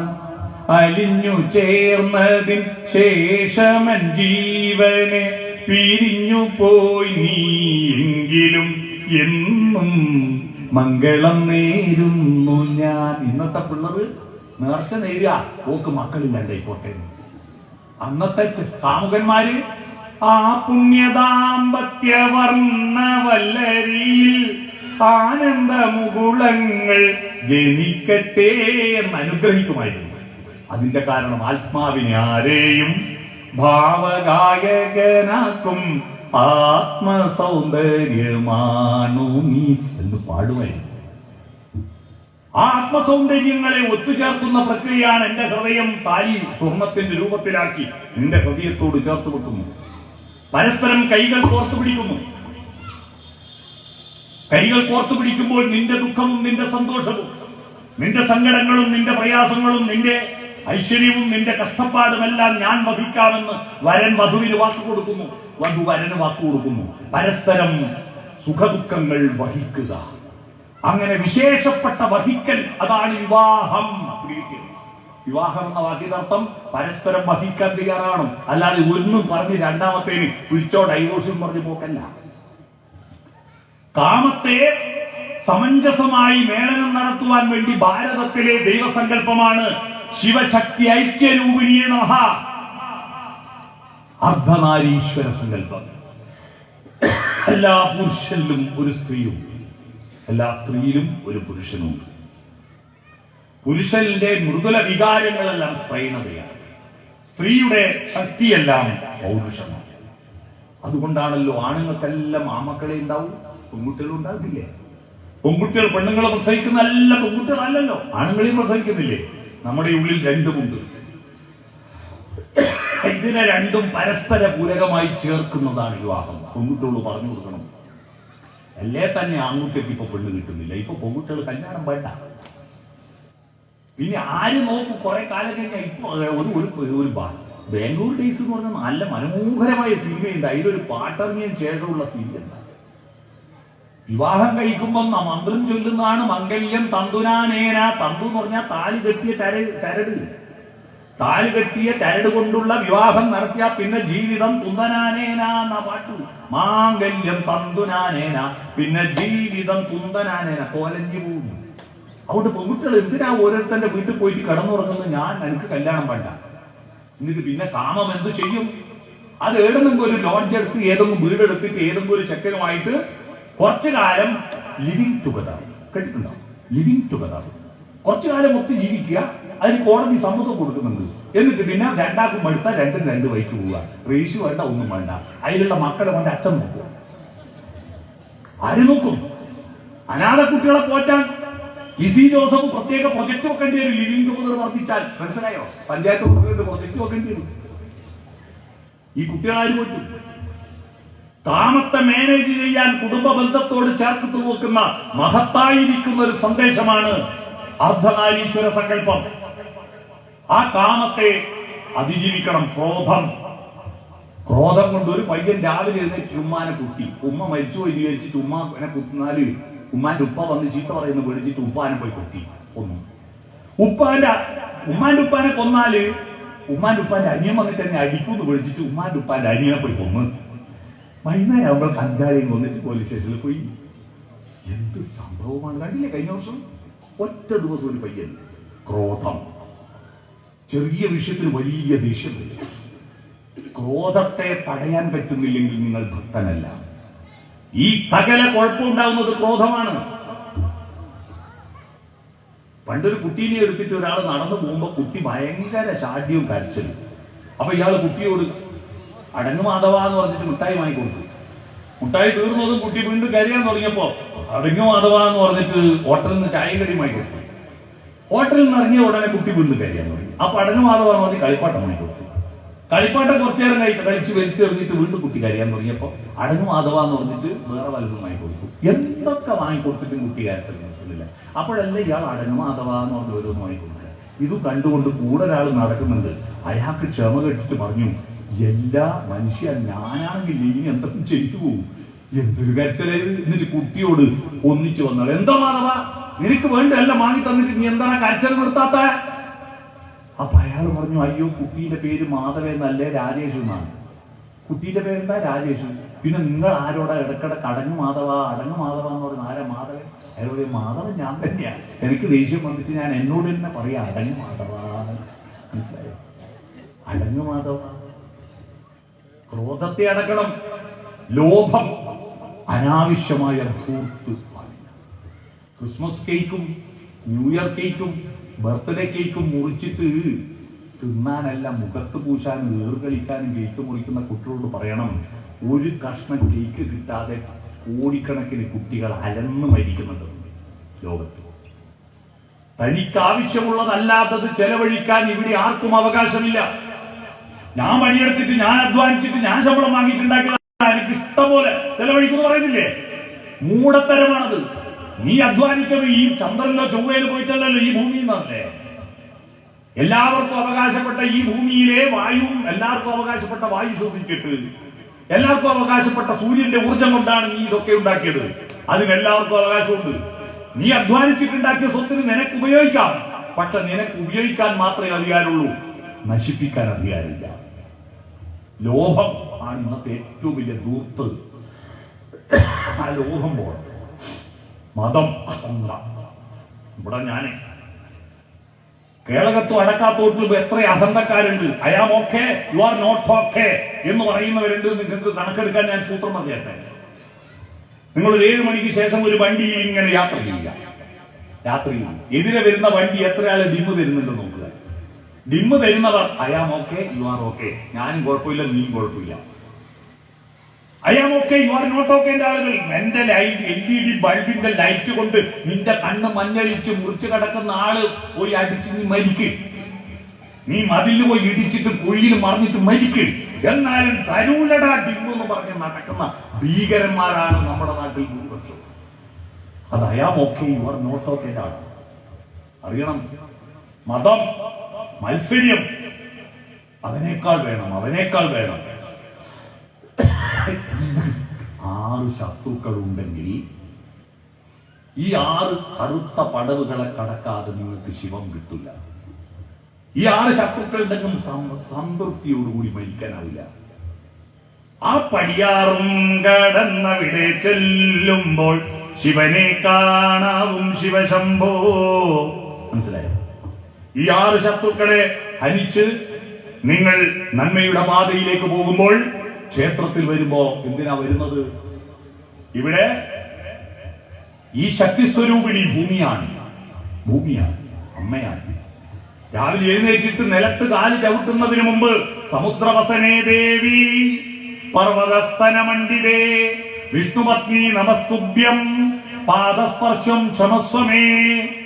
എന്റെ കാഴ്ച വിട്ട് പൊറുക്കണേ എന്ന് പറഞ്ഞിട്ട് തൊട്ട് മാപ്പ് ചോദിച്ചിട്ട് മാത്രമേ നിലത്ത് കാല് വെക്കാറുണ്ടായിരുന്നു. ആ പ്രകൃതിയിൽ ഇപ്പോൾ ഉത്സവം കഴിഞ്ഞിട്ട് പോകുമ്പോ ഓക്കേന്റെ ലേസിന്റെയും ഐസിന്റെയും ബിങ്കോന്റെയും പാക്കറ്റ് അവിടെ ഇവിടെ എറിഞ്ഞിട്ട് പോകുന്നുണ്ടെങ്കിൽ ആ കുട്ടി 1000 പുഷ്പാർച്ചന നടത്തിയിട്ടും ഒരു കാര്യവുമില്ല. ക്ഷേത്രത്തിൽ വന്ന് തിരിച്ചു പോകുമ്പോ അടക്കാത്തോട്ടെ തോട്ടില് നിങ്ങൾ കുടിച്ച കുപ്പീന്റെ വെള്ളം വലിച്ചെറിഞ്ഞിട്ടുണ്ടെങ്കിൽ നിങ്ങൾ 10,000 ശയനപ്രതിഷ്ഠ നടത്തിയിട്ടും ഒരു കാര്യവുമില്ല. കാരണം പ്രകൃതിയാണ് ദേവി. അതിന്റെ മുഖത്ത് വലിച്ചെറിയ അതിനെ താക്കിച്ചു തുപ്പുന്നതിന് തുല്യമാണത്. ഈ പ്രകൃതിയെ സ്നേഹിക്കാൻ പഠിപ്പിക്കും, മണ്ണിനെയും പുഴയെയും സ്നേഹിക്കാൻ പഠിപ്പിക്കും. അങ്ങനെ ഉള്ളിൽ വെളിച്ചം നിറയ്ക്കും. ഇവിടെ ഒരുപാട് LED ബൾബുകളുണ്ട്. ആ LED ബൾബുകളെക്കാൾ പ്രകാശം നിങ്ങളുടെ ഹൃദയത്തിന്റെ പ്രകാശമാവണം. ഇവിടെയാണ്. അമ്പലത്തിൽ പോയി തൊഴുതാണില്ല. എന്തിനാ നട തുറക്കാൻ കാത്തുനിന്നത്? ദൈവം നമ്മളെ കാണട്ടെ എന്ന് കരുതിയിട്ടാണോ? സർവ്വവ്യാപിയായ ദൈവം നടയുടെ ഉള്ളിൽ മാത്രമുണ്ടോ? നടയിൽ കത്തിച്ചു വെച്ചിരുന്ന വെളിച്ചം എന്റെ ഹൃദയത്തിലേക്ക് ഏറ്റുവാങ്ങാനാ. ആ വെളിച്ചം ഇവിടെ കയ്യിലെ പ്രധാനപ്പെട്ട വിരൽ ഇതല്ലേ? ബാക്കി 4 മെമ്പർമാരല്ലേ? ഇതല്ലേ DC ജോസഫ് അല്ലേ? പഞ്ചായത്ത് പ്രസിഡന്റ് ഇതല്ലേ? കഴിഞ്ഞ 5 കൊല്ലം ജില്ലാ പഞ്ചായത്തിൽ എന്റെ കൂടി ഇരുന്ന ആളായതുകൊണ്ടാണ് എനിക്കത് നല്ല ഓർമ്മ വരുന്നത്. അത് ദൈവത്തെ കൊള്ളെ അങ്ങോട്ട് ചൂണ്ടിയിട്ട് തോന്നുക ഇങ്ങോട്ടാണ്. ഇവിടെ ആ വെളിച്ചം ഏറ്റുവാങ്ങലാണ് തൊഴിൽ. ഹൃദയത്തിൽ മാത്രം പോരാ വെളിച്ചം, ചിന്തയിലും വേണം. അതുകൊണ്ടാണ് തൊഴുത് കഴിഞ്ഞ ഉടനെ മേലെ കാവിലും താഴെ കാവിലും എന്നിട്ട് പ്രസാദം വാങ്ങി. ആ പ്രസാദത്തിൽ തീർത്ഥക്കുളത്തിലെ വെള്ളം ചാലിച്ച് നെറ്റിയിൽ തൊടുന്നതിന് മുമ്പ് അതിലൊന്ന് ചേർക്കാനുണ്ട്. ശബരിമലയിൽ തങ്ക സൂര്യോദയം, ഈ സംക്രമ പുലരിയിൽ അഭിഷേകം, ഭക്തകോടി തേടിയെത്തും സന്നിധാനത്തിൽ വന്നെത്തുമെന്റെ ഹൃദയവും ഉടുക്കും കൊട്ടി എന്ന പാട്ടിൽ അടുത്ത വരി, നെഞ്ചിലെ വെളിച്ചത്തിൻ കതിരെടുത്ത് അതിൽ നിൻ പ്രസാദം ചാലിച്ച് നെറ്റിയിട്ട്. നെഞ്ചിലെ നന്മയുടെ സ്നേഹത്തിന്റെ അറിവിന്റെ വെളിച്ചം ഇതിൽ ചാലിച്ചിട്ട് നെറ്റിയിലിട്ടാൽ എന്റെ ചിന്തകളിൽ വെളിച്ചമാണ്, ഒരു ദുഷ്ടചിന്തയില്ല. നെഞ്ചിലിട്ടാൽ എന്റെ വികാരങ്ങളിൽ വെളിച്ചമാണ്, ഒരു ദുഷ്ടവികാരമില്ല. കണ്ഠത്തിൽ ചേർത്താൽ, കണ്ഠത്തിലാണല്ലോ കണ്ഠ്യാക്ഷരങ്ങൾ കാക്കാകാക്കാങ്ങ. ക് എന്നത് കണ്ഠത്തിൽ നിന്ന് പുറപ്പെടുകയും വായിലൂടെ പുറത്തു വരികയും ചെയ്യുമ്പോ വായിലൂടെ വരുന്ന ക് ആണ് വാക്ക്, അല്ലെ? എന്റെ വാക്കുകൾക്ക് ഒരു ദുഷ്ടവാക്ക് ഞാൻ പറയില്ല. നല്ല വാക്കോതുവാൻ പ്രാണിയുണ്ടാവണം, സത്യം പറയുവാൻ ശക്തിയുണ്ടാവണം. ബാക്കി രണ്ട് കൈയിലും പൂശിയിട്ട് ഇവിടെയും ഇവിടെയും തേക്കുമ്പോ എന്റെ കൈകൾ കൊണ്ട്, കരങ്ങൾ കൊണ്ട് ചെയ്യുന്ന കർമ്മങ്ങൾ പരിശുദ്ധമാണ്. മനസാ വാചാ കർമ്മണ ഞാൻ ശുദ്ധനാണ് എന്ന ബോധ്യത്തോടുകൂടി തിരിച്ചു പോകണം. അവരെയാണ് ഭക്തൻ എന്ന് പറയുന്നത്. ഈ ക്ഷേത്രത്തിലെ ഉത്സവം കഴിഞ്ഞ് തിരിച്ചു പോകുമ്പോൾ പരസ്പരം പുഞ്ചിരിക്കണം, പരസ്പരം സ്നേഹിക്കണം, ഹൃദയം തുറന്ന് വർത്തമാനം പറയണം, തല കുമ്പിടണം, പരസ്പരം അംഗീകരിക്കണം. അത്തരത്തിലുള്ള ഒരു സമൂഹം ഈ ക്ഷേത്രത്തിന്റെ ശക്തി വളരുമ്പോൾ ഈ ചുറ്റുവട്ടുള്ള മനുഷ്യ സമൂഹത്തിന്റെ ആന്തരിക ചേതന വളർന്നു വരണം. ആ വളർന്നു വരുന്നില്ലെങ്കിൽ നിങ്ങൾ ചെലവഴിച്ച സമയവും നിങ്ങൾ ചെലവഴിച്ച ധനവുമെല്ലാം വെറുതെ ആയിത്തീരും. അത്തരത്തിൽ മുന്നോട്ട് പോകാൻ ഈ ക്ഷേത്രത്തിന്റെ ഉത്സവം കൊണ്ട് കഴിയട്ടെ എന്ന് ആശംസിച്ചുകൊണ്ട്, ഇങ്ങനെയൊരു ക്ഷേത്രത്തിന്റെ വലിയൊരു ഉത്സവത്തിൽ ഈ ചെറിയ എന്നെ പ്രസംഗിക്കാൻ വിളിച്ച ഇതിന്റെ സംഘാടകരോടും, ഇത്ര നേരം ഇവിടെ ഒന്നുമില്ലാതെ ഇത്ര ആളിങ്ങനെ ഇരുന്ന് കേട്ട, ക്ലാസ് റൂമിൽ പോലും കുട്ടികൾ ഇങ്ങനെ ഇരിക്കില്ല, അങ്ങനെ ഇരുന്ന് കേട്ട ഈ സദസ്സിനോടും നല്ല നമസ്കാരം സമർപ്പിച്ചുകൊണ്ട് ഞാൻ എന്റെ ഭാഷണം ചുരുക്കുന്നു. ഉത്സവത്തിന് എല്ലാവിധ ആശംസകളും അറിയിക്കുന്നു.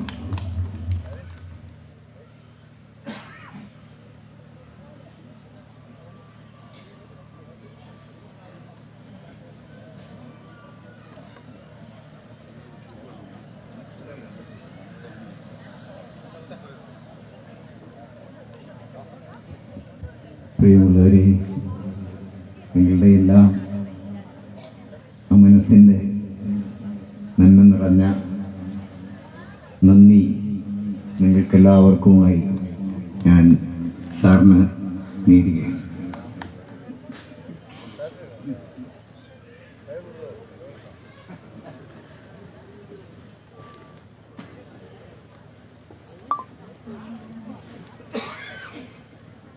Ada.